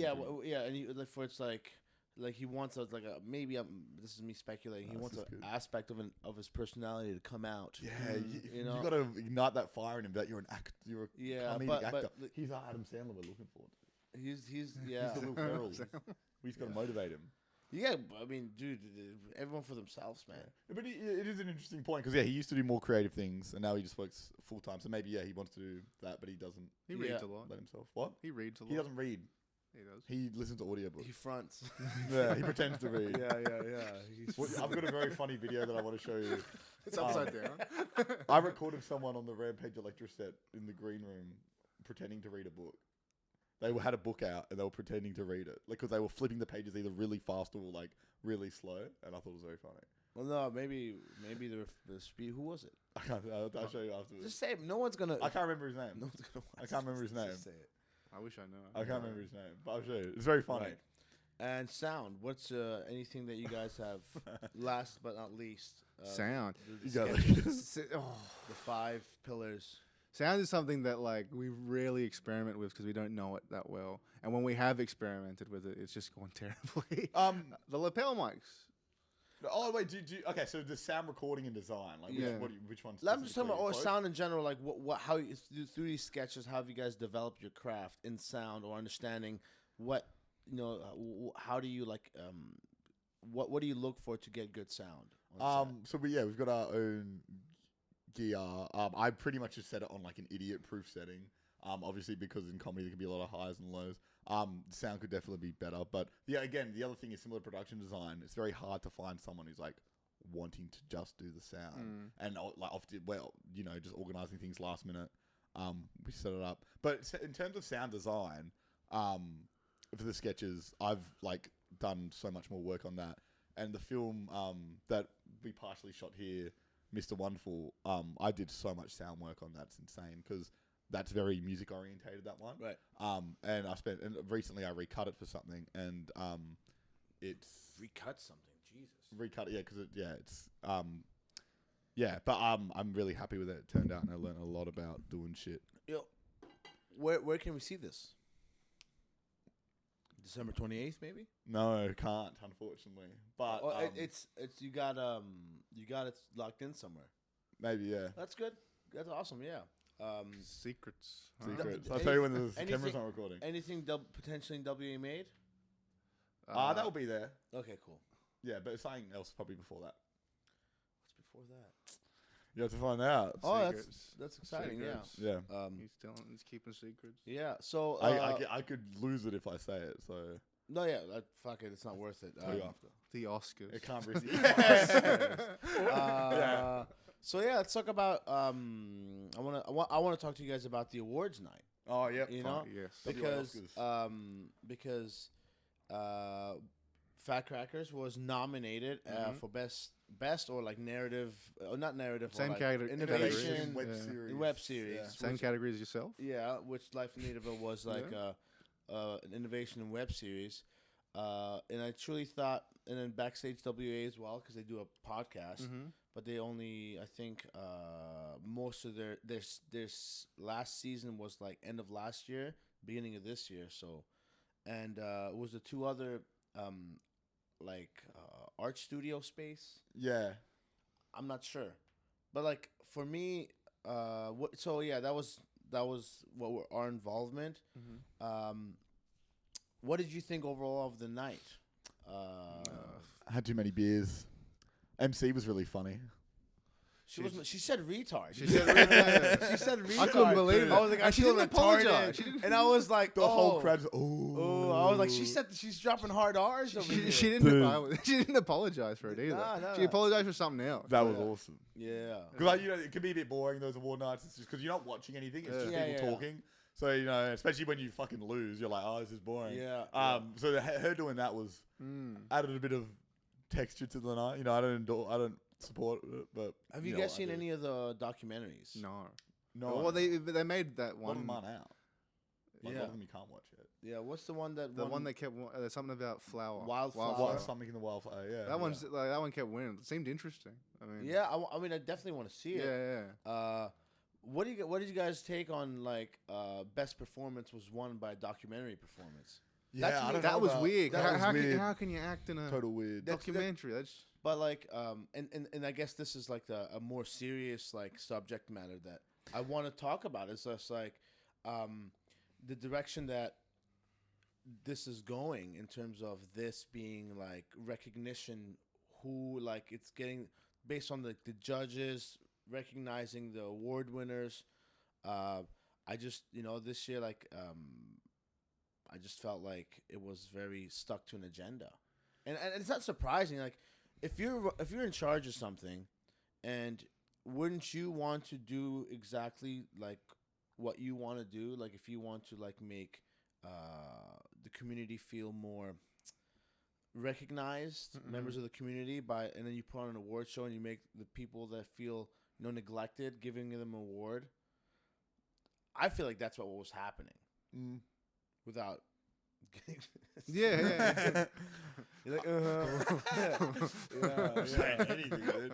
I haven't seen the other films, so I don't know. Yeah. But if we saw them, I guess it'd be easy to. But yeah, I wasn't expecting the fact that we got nominated. I was like, holy shit! Though again, I had been to one of those things before.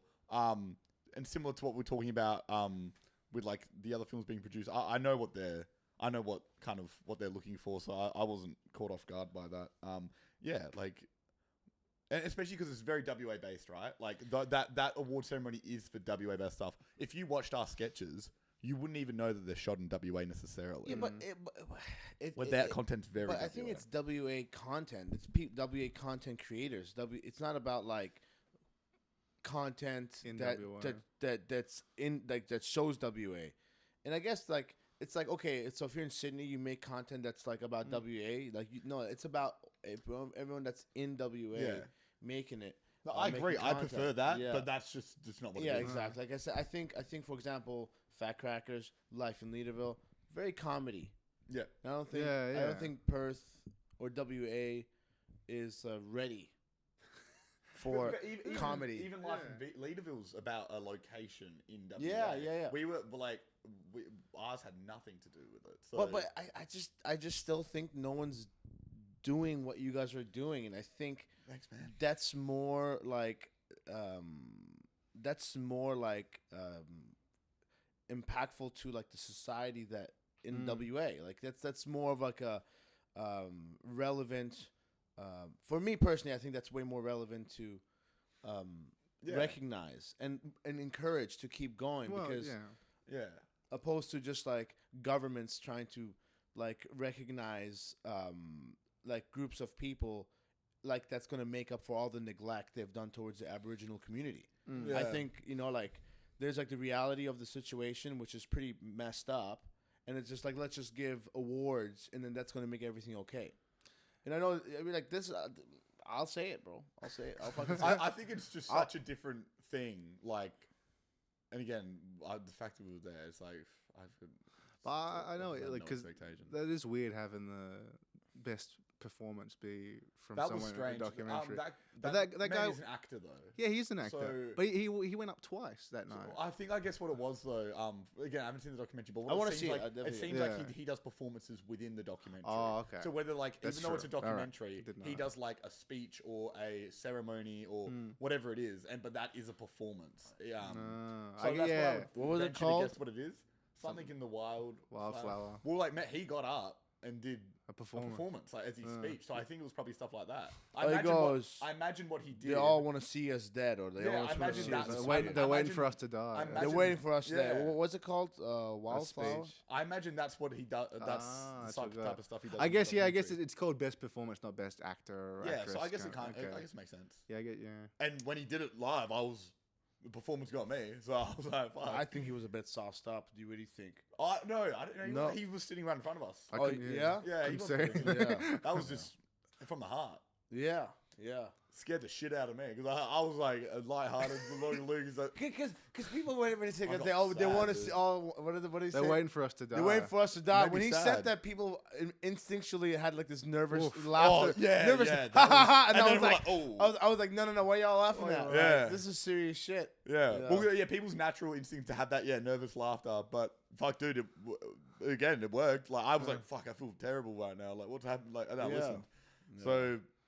I guess there is a satisfaction in just like in an Aboriginal man looking at a bunch of white people and being just like, y'all waiting for us to die, and like,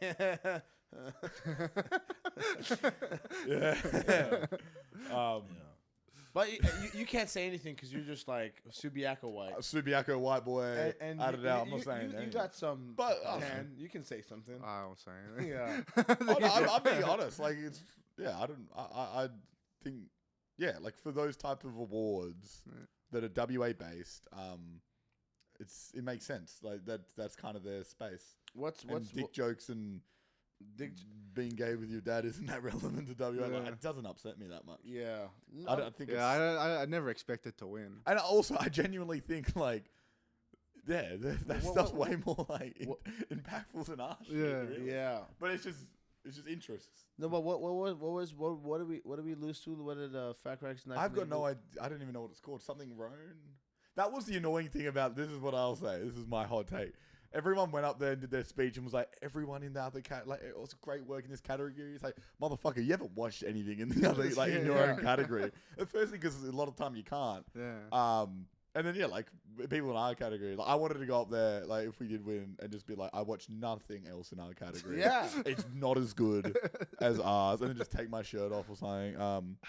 Yeah. Just brag. Everyone was like, "Oh, I wasn't. Play the heel. I wasn't expecting this." Yeah, fully. I would have been expecting like, this. "Dude, I was fully expecting this." Because honestly, Jesus Christ, dude. Cooper had a funny idea. Of Yanni scares the light of day. That's what won. Yeah. So it's on web. Yanni scares the light of day. Let me just see how much content they have.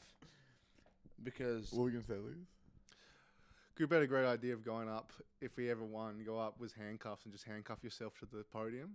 So make Yeah, because you know some speeches were much longer than others. what's it? Fuck, I forgot the name. Don't worry. You know, like some speeches were like They had a 30 whole seconds. team. Some three people had like 8 minutes. the whole team. All right, I'm done. Now we're Yeah. gonna have him for Yeah. the second act. And But I then was just I was like, it'd be funny if we went up there and we just refused to like get down. We just keep talking until someone physically removes Bike us. lock ourselves to the. Yeah. Just put a bike lock around my fucking I'm not watch. leaving. They're waiting for us to die. Yeah, I would have done some performance art at the Oscars. So the Yoni scars the light of day. It's on meet- YouTube. the other it thing must is be. too with the choices. It's like it's a judgment panel. Like it's not one person deciding, All right, and they're all so people who are, established in industry. So again, it's like a Art democratic Gallery, decision. Western That's what people Australia. want. Like that's what videos. the interest is. Not now. Matty Eel's got his flowers. That was my favorite moment of the night. The shot Roan. You might not be pronouncing that right. Be careful. Who? Me? Yeah, I don't know. I don't know. Ronnie. Yeah. Because I'm mispronouncing something. This authoritarian government in Australia is fucking ridiculous, dude. Nah, dude, Australia Careful with rocks. what you're saying. Australia number one. Yeah, America. Australia rules. America drools. Boys are back. Yeah. I thought the obnoxious American guy sketch during the Welcome to Country is one of the funniest concepts. I think it's good. So yeah, I okay, forgot so about that. let me start from a year ago. They did a 15-second video. A year ago, they did a minute video. This is so petty. Just flaming. No, I'm saying like 10 months ago they did a 1 minute 25-second video. 10 months ago they did a 15-second video. I bet it's good, dude. The light of day, the actual thing that like they put in 9 months ago had a 1 minute video, 972. This isn't web series. It's These quality, not quantity. Dude. But he's uploading regularly. So All everyone who watches our sketches are like 14-year-old, like if we're lucky. 14-year-old like guys in their mum's This isn't a basement. web series. Yeah. This I'm saying like what do you okay, when you hear web series, what That's do you think? true. Yeah, that's true. Well, I think of what we mean. series. Episodic content, Episodic like series comes that's out like- semi-regularly. And what does considers like episodic? What the definition of Multiple iterations of a right? But similar there should time. be like a minimum length. Yeah. You know what I mean? Like So yours is 20-minute episodes of 8 or 9, right? Ours is 3 to 5 minute sketches of 12. So Yeah. it's consistent. there's episodic. This Yeah. is just like one off. Like yeah, I'm not saying that it isn't there, but I guess what I'm saying is there needs to be more of a distinction. it's more experimental, like that stuff. exactly, And then for that to be lumped in with podcast too is super weird. right. It's And all like, just web. It's like they don't have anything to. They don't. I thought it was very limited. That's why they had like a range of things. But then I was just like, who's more true to the form of web series? And I was like, maybe there should be an experimental section. But I don't know. Like to me, it's like, what is this? Yeah. You know what I mean? Like, Yeah, I think we just get lumped all in the same category because everyone makes short films, right? So there's not that many submissions for web-based content, so they just put them all together. So- They probably wouldn't have enough stuff to make. and the them in 1% category. chance that any of the future judges watch this, I was like, come on, guys, get it with the fucking program, man. Just like, what are we doing here, man?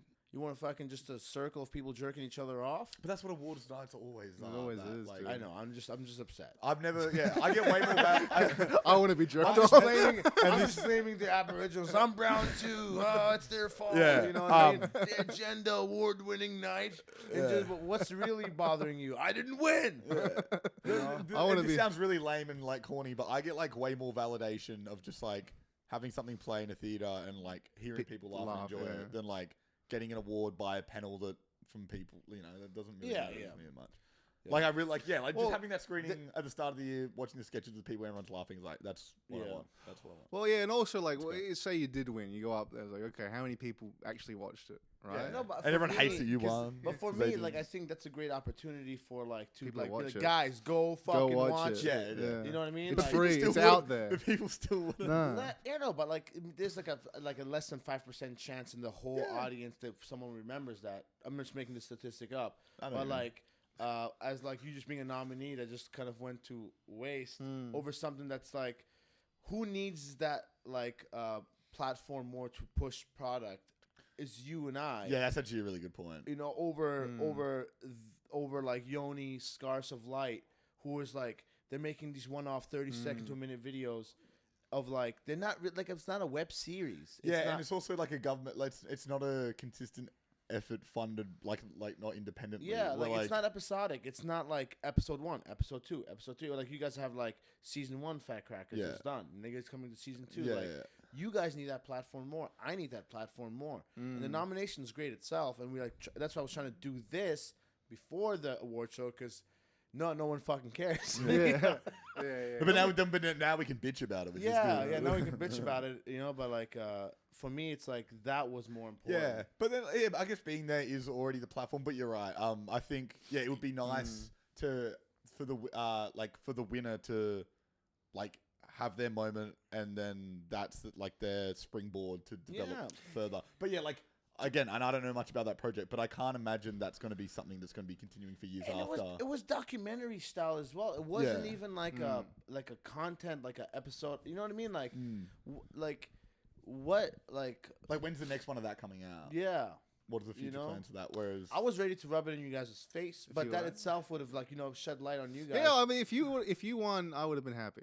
Honestly, if you guys won, I would have been happy. I would have been so Yeah. unhappy if you won. Yeah, I would have been like, I would've I would have been been up there fucking like, mad. yeah, fat crackers in your fucking face, Yeah. bitch. Oh, you know what they could? I would have snapped it in half and said, "This has." I'm Oh, gonna you- give half of this to the It was a solid block of wood. Yeah, no, for 20 minutes, I'm just like, yeah, just bludgeoning myself with a bleeding from the eye. You just This can't scene wait. deserves this. Well, we should make our own. Yeah, it's a piece of wood. Like, fucking, hey, literally, it's a piece of wood. No offense, and they're beautiful pieces of wood, but you know what? There should be No a offense rule to the next piece of time. wood, Every yeah. time someone says no offense, someone has to take Oh, a shot. total offense, dude. Total offense, yeah. Yeah. I think that show would have been the award ceremony would have benefited a lot from just having like short 10-second clips before everything. every nomination. Obviously, that would have taken forever and probably been a lot of effort for them. Last year they asked Rampage Electra team to bring forth like, but this year like the same way that like before Dawn Dawn. did that thing. Yeah, the little We did that sizzle reel. last year, but they didn't ask this year, so I thought maybe because they downloaded the videos on this year, they like permission to download so they can make their own cuts. Yeah, but, that's what I got. Yeah, well, it's And then we got one frame. In we the got one trailer. frame that made it look tasteful. Yeah, no, not at all. It No, was- if you know the context, it's disgusting. But like, it's like, oh, look at these drawings. Like, oh, look at Have those did you tell drawings. Harry that? No, I didn't. The tell only him that. frame that was in the trailer was the photo. That was great. The production pornographic design. drawing. Was all the drawings of the hentai ladies and the tortured Oh, hentai. yeah, That's the yeah. only thing they put Yeah, in, which is yeah. very Because it funny. looked tasteful when put into like the other stuff. I guess Yeah, that but was I just can only imagine the people that are like you're saying the judges sitting there being like ass rapists. Yeah, dude. I imagine like Yeah. Susie Warner in the office of the city of Vincent. Changing your name isn't gonna change your past. Yeah. Watching Ass. me. Yeah, watching me trying to kiss Cameron across the table, and she's like, "Wow, interesting." My favorite part of like filming that was just Lucas's reaction to not knowing how to direct me. Yeah, He's yeah. like, He I was don't- he was lost. I don't. You're a wild dog, dude. Yeah. Yeah. Well, it's just a lot of going because I was thinking about my own performance. Yeah, which that's is bad. really It's a terrible thing He to was do. megalopolising. Megalopolising, yeah, megalomaniac. What'd you say? Megalomaniac, yeah. Megalomaniacing. Yeah. Well, because I knew Lucas wasn't going to say what he wanted, so I was like voicing. I was like, "Lucas, let's take a second. What I are was we like, thinking about?" who's running this But show? no, it turned out great. That's why I love that sketch. Yeah, changing your past. I think it's so changing your funny. past. So I like that's silly, it. I like the sillier ones. The silly ones. are Yeah, the fun because like ones. that one was like you said. Remember Gabby was like, "I'm not doing this because it Eh, was, no one wanted to do it. No I, one wanted to I do asked it. 6 different people. I That's why I mean I didn't want to be in it. I was like, I'll do it. Like, because I'm like, no one cares for people to think that like you're going to have this career that's going to hang by a thread, and this is going to break that. I'm like, dude, like, dude, Yeah. no one fucking cares. I have to ask Ashley McKenna to do a sketch. And Yeah. I'm too She's been asking for her footage for something that she's episode 2, the pregame. Pregame. And I've always forget. I'm the worst. Yeah, poor Ashley. She's so sweet. She's but so I always, nice. yeah, like she left a folder at our last sketch and it just took me forever to get it back to her. Yeah. Tell Steve about what your idea was with Ashley. No, well, it's just I don't want to ask her. I'm kind of embarrassed to ask her, but it's just 'cause I don't know if Wait, you why can. ask it? See Well, what? What do you mean? Asking her. Asking her. Sorry, yeah. Well, just so we need because she once said like I think she can speak Cantonese fluently. She lived in Hong Kong. So I wrote a whole sketch about her being a translator. Just tell them the premise. No. The premise is it's like a hostage. It's a terrorist negotiation, right? Yeah. She's the translator. You got one government official, Who's and the terrorist? I have to find them. It has to be some Asian guy. No, Damn it can't be. Can't be brown a terrorist. I Can you suggested speak? that, don't worry. Can you I speak? said do it. If you can speak Cantonese, I can't speak Cantonese. I can be Farsi, but nobody fucking but then, know. but then, oh, yeah, you're right. Just tell them the premise. The premise is Tell me the premise. the interrogator keeps saying all these horrible things about the terrorist, and Ashley's translating it, and then the terrorist keeps hitting Ashley for saying these awful things to him. Right. So the guy to the I can't- Asian guy's like, Right, I got you, tell him I also It's like think killing he the smells, messenger. and Yeah. his shirt Yeah. is like gross. Yeah, it's like and then she tells him, and he He like he Yeah. says very reasonable stuff, and he's like, and tell him he's got a bad haircut, and then he's like, what? Yeah. You know, it's Should just a lot. maybe- It's funny when you read it, dude. It's a lot of slapstick. Yeah. And then Uh, how which- does it end? Well, I think the ending's pretty good. I don't want to spoil it. Okay, cool. No, yeah. Yeah, Nah, well, dude. we got a million live stream viewers right now that are Yeah. listening to the ending of. That's true. Yeah. They'll watch Everyone this in once they WA. see that sketch. They come back and they'll be like, "Oh, he referenced." You gotta that in submit here." this into the Waskers. Submit.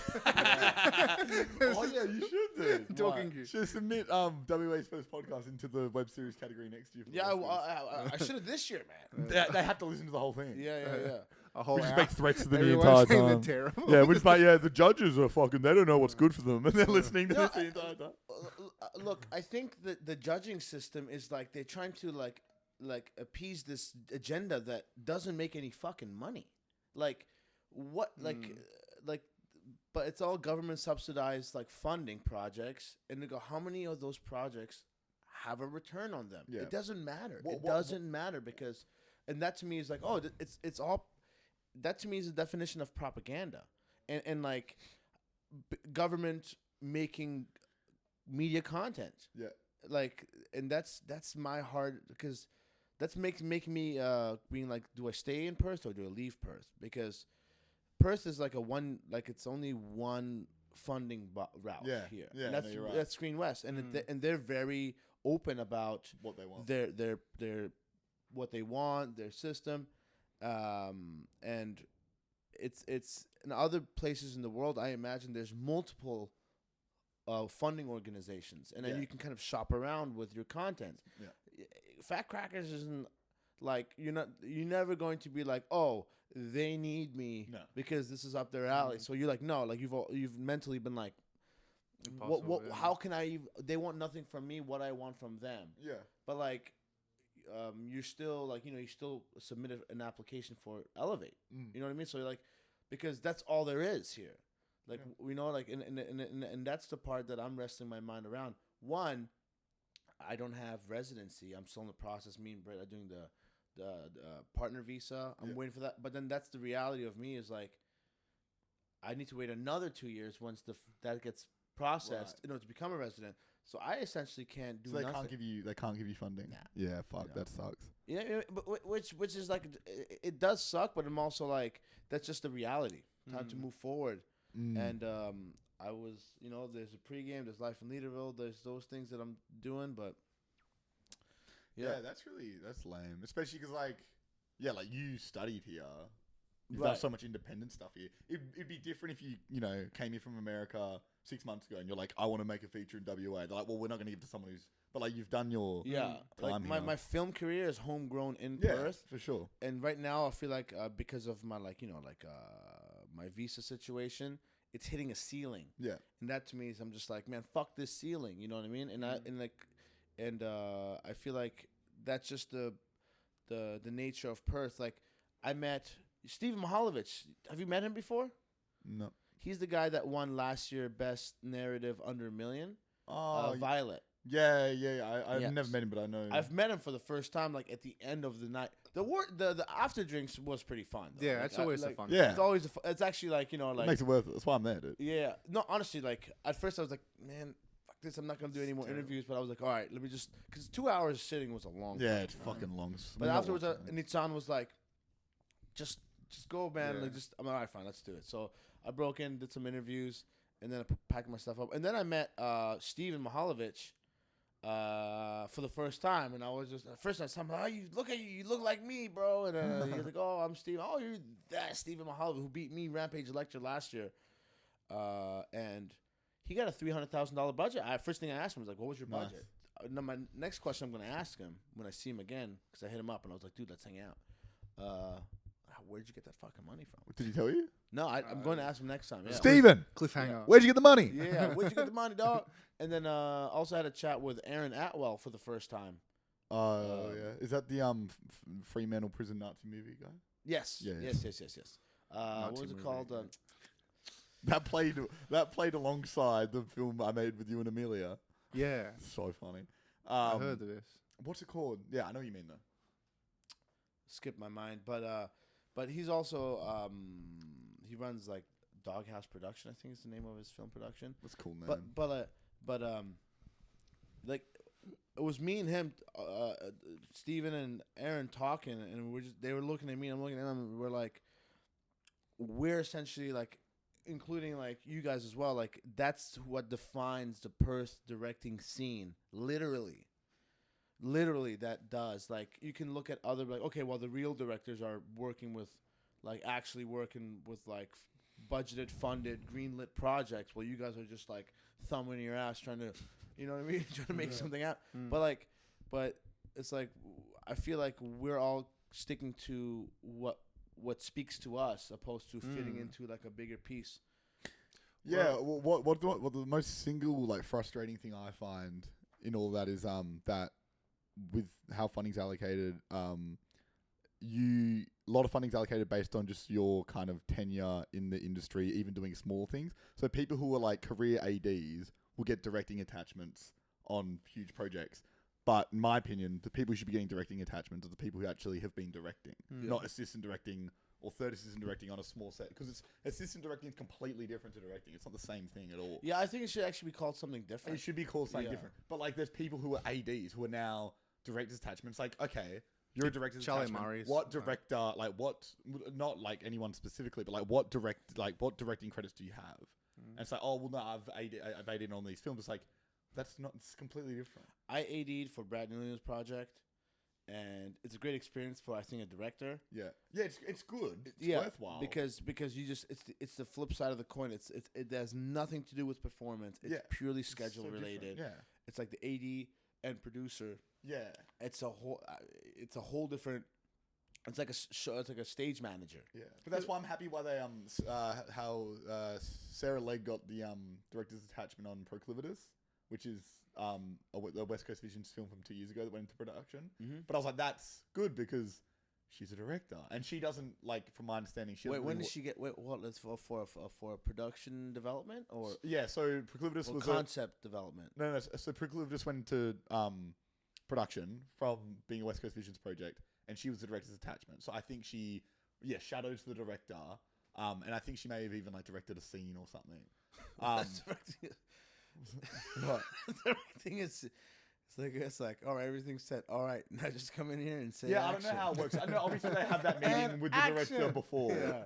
But all right, now you can go back over here. Yeah. What is that? But I think that's what. What's they should be Proclivitus? doing. What is that? It won West Coast Visions I think 2 years ago. So they've already filmed it? I believe so. Right. I asked Sarah about her film Honeymoon. She said they're actually finalizing the edit. Yeah, I talked to that But like every time I talk to like other Perth films, they're like, "Oh, everything's in the works. Can't say nothing." I'm like, just tell me your best idea. Yeah. I told Steve, I was so drunk. So a guy's soaking wet. I told him my best idea. I've been like curating in my mind for, I don't know, like maybe like 2-3 years, And I told him the idea is 24/8. Like that's my like a 4-movie franchise I'm gonna make. Yeah. About the secret 8th day that exists in the week. Who is it about? It's about the overworked employee of today. Right. And goddamn it, we need a break. Yeah. That's what the idea is. So there's a secret 8th day that exists through a secret portal that we go to, and it's like the secret 8th day. Like a different realm. A different realm. Exactly. And that 8th day is about a hedonistic society that we just indulge. But then at the end of that movie, we reveal 24/9. Right? Because and then that movie is about asceticism, which is about like refraining, starving, and it gets like real, you know. And then we meet a wizard in the 24/8 that is the tour guide to, you know. And then 24/10 is about absurdity. Okay. Right? And then 24/11 is about existentialism. Wow. Right? Purpose. How Because many of these have you written? No, I'm working on the concept of the idea. I'm working on the first one. The first one we start in a futuristic like mining prison. Yeah. It's good for screen. That's good for WA, dude. Yeah, and then they look at they keep track of the society members and look at the ones that have benefits or like smarter maybe, and then like scouters from like these billionaire kingdoms. This is futuristic.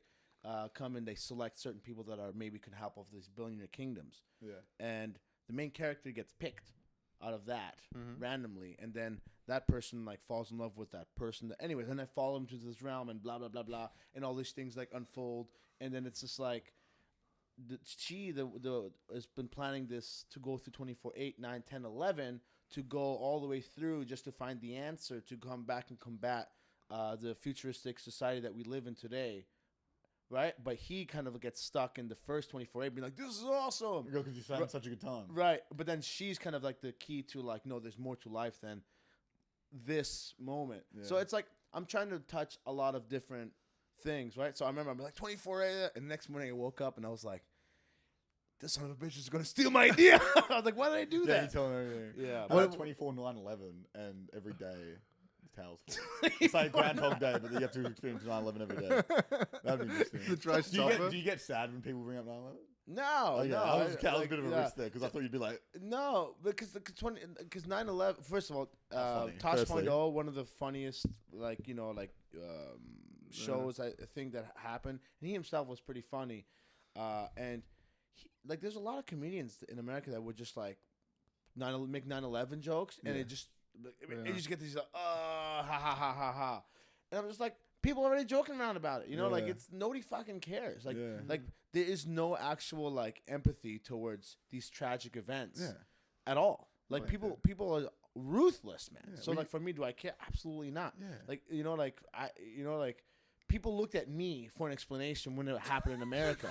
I didn't think of that. You know what I mean? Like, you know, they're like, oh, Steve, yeah. explain. And I'm just like, fuck yourself. Go fuck I'm yourself. working on 24/10. I'm Yeah. sorry. 9/11 was ages ago. yeah. Numerically, I'm Catch fucking up. thousands of hundreds of You know, numbers my ahead. first day in school was in Virginia. I switched schools, and that was on 9/11, and everyone like left class, and I was like, "The fuck's going on?" How old were you when 9/11 happened? I was 11. I was 11. Right. Yeah. So no, I wasn't 11. I was no. So you remember it quite well. Yeah, I mean, Yeah.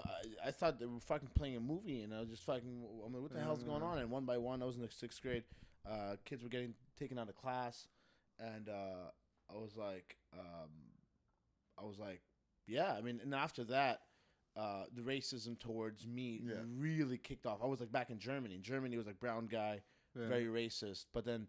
And I came to America, everything was like Hispanic, and I was like, "Oh, this is awesome! Like, I'm actually like kind of." I was like fully integrated and accepted in society. And I had to go ruin it for everyone. And then 9/11 happened. I went fuck, and they were like, "Oh wait, we can clearly see the shade and difference between Hispanics and brown people." You know, like, people became more precise with their exactly. racism. And before it was like, "Where you from?" Afghanistan. Oh, Africa. Ha ha ha. But then it was like Afghanistan. Oh, it's a terrorist. It's probably got a bomb on him. And it was always the black kids that made fun of me. And it was, and they're funny too. No, yeah, because you know, and I would think about this because they picked on me like crazy, you know, but it was like a camaraderie thing, because black people were also like the massive minority in terms of hate crimes and racism. They experienced it the most in the world above anyone. So like that was just kind of just like perpetuating trauma essentially. Oh, black people can make fun of the brown guys now, and it's just like without any like self thought. You can see how it just like, you know, the minorities continue taking the shit out on each other because there's a lot of shit being dumped on everyone. Yeah. So, but like, motherfucker probably got a bomb on him. Fucking hey, you can't do nothing. Yeah. But what was your comeback to the black kids when they would say stuff like that? I mean, when someone called me a terrorist, I literally had no comeback. I'd be like, what do I say? I mean, until today, like the one person when I did stand up ruined me because I have this joke. I was like, my family's my family's from Afghanistan. I was born in Germany, so that makes me a giraffe, and people fucking love that. You know? That's funny. And actually, my friend made that up. And like his name was Brad. He's a black guy, Brad Quinn. Hey, yo, look at this giraffe, motherfucker. Yeah, the giraffe. Look at me, you a giraffe, motherfucker. You a giraffe. That's what he said. And I was like, oh, that's funny. I used it.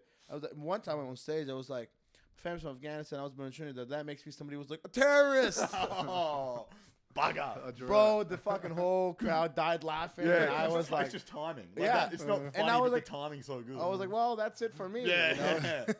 Fuck, that's good. No, but now I'd be like, if that happened again, I'd be like, no, that makes you a racist. And then I'd be like, that. Nah, I reckon he still won, even if he said that. Yeah, he still won. He got me. You have to wait for the. Because again, it's not funny, but it's just the timing. It's just fuck.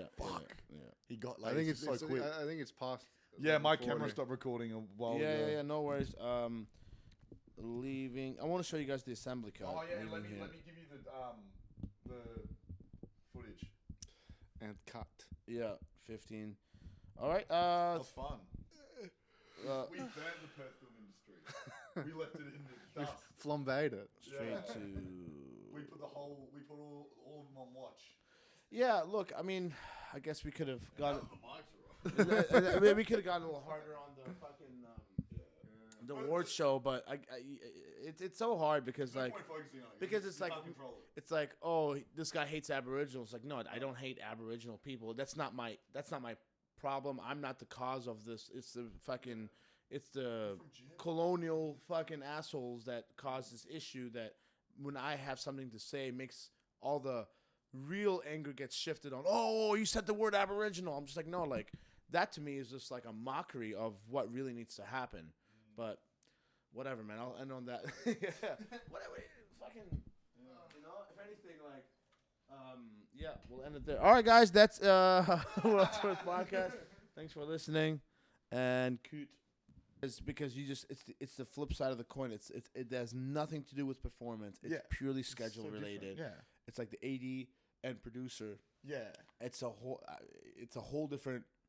It's like a show. It's like a stage manager. Yeah, but that's why I'm happy why they how Sarah Legg got the director's attachment on Proclivitus, which is the West Coast Vision's film from 2 years ago that went into production. Mm-hmm. But I was like, that's good because she's a director and she doesn't like, from my understanding, she. Wait, when did she get? Wait, what? That's for production development or? Yeah, so Proclivitus was concept development. No. So Proclivitus went into production from being a West Coast Vision's project. And she was the director's attachment. So I think she, shadows the director. And I think she may have even like directed a scene or something. What?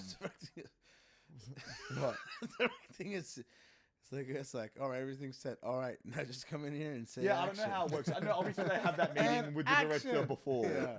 But all right, now you can go back over here. Yeah. What is that? You know, like But I think that's what. What's they Proclivitus? should be doing. What is that? It's it won West Coast Visions I think 2 years ago. So they've already filmed it? I believe so. Right. I asked Sarah about her film Honeymoon. She said they're actually finalizing the edit.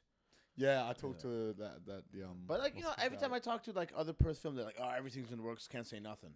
I'm like, just tell me your best idea. Yeah. I told Stephen I was so drunk. So a guy's soaking wet. I told him my best idea. I've been like curating in my mind for. I don't know, like maybe like 2-3 years, and I told him the idea is 24/8. Like that's my like a 4-movie franchise I'm gonna make. Yeah. About the secret 8th day that exists in the week. Who is it about? It's about the overworked employee of today. Right. And goddamn it, we need a break. Yeah. That's what the idea is. So there's a secret 8th day that exists through a secret portal that we go to, and it's like the secret 8th day. Like a different realm.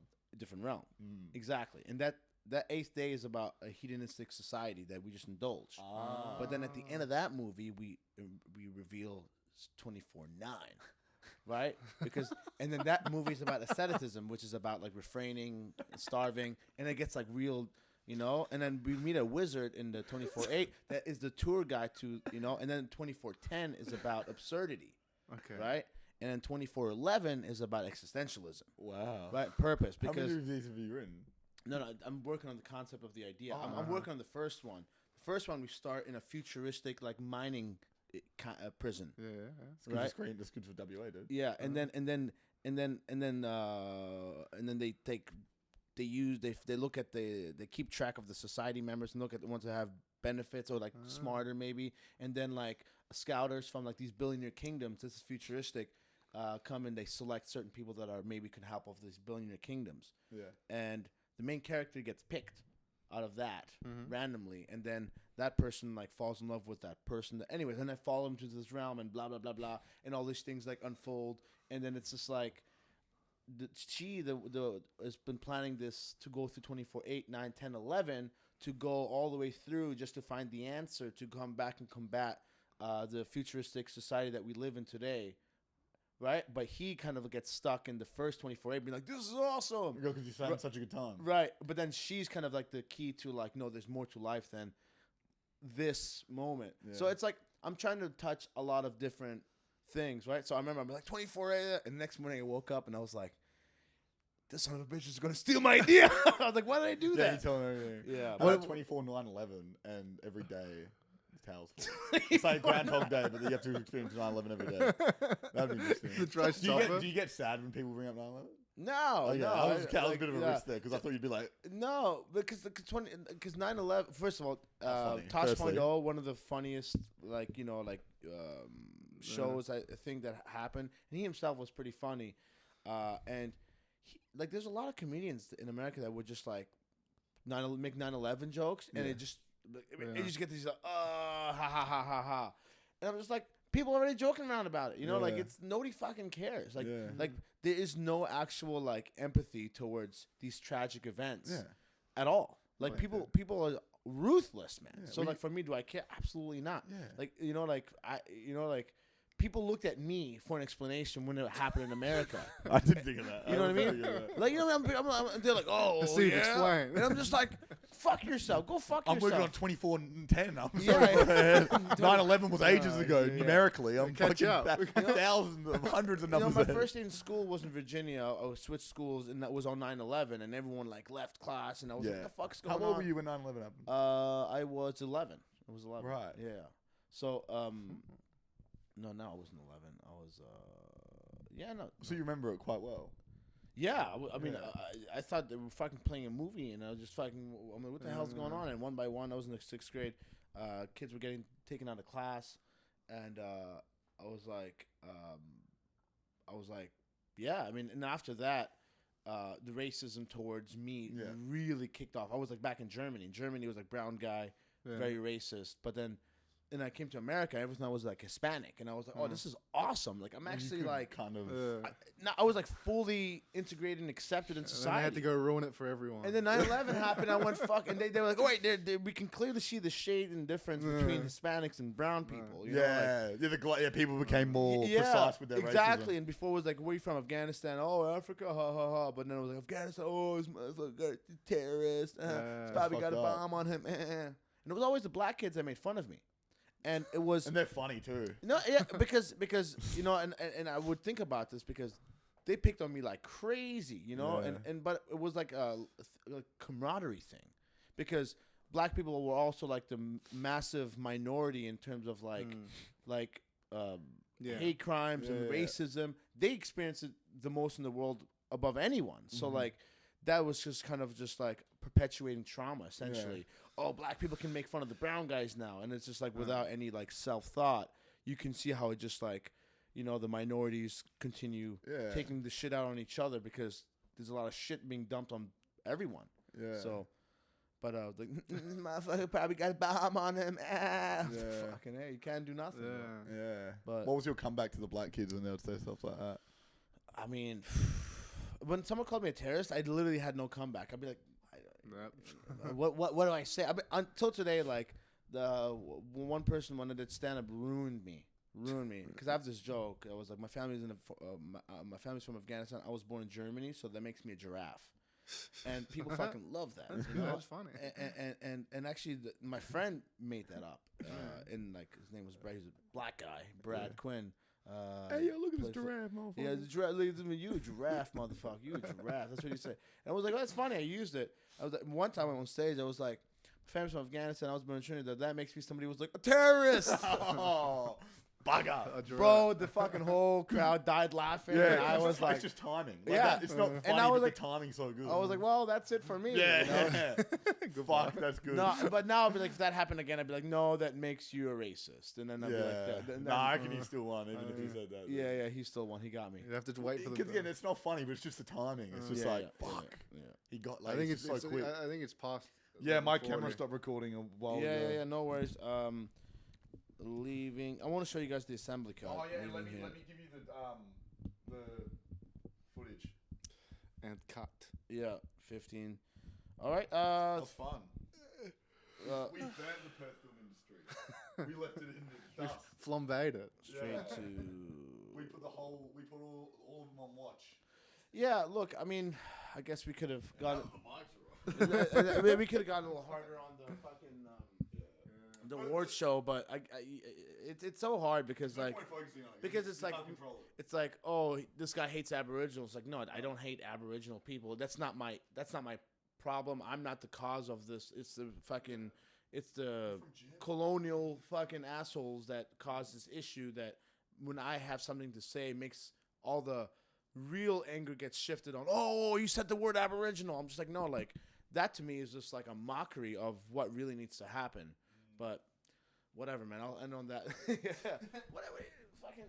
You know, if anything, like, yeah, we'll end it there. All right, guys. That's World's First Podcast. Thanks for listening, and Coot.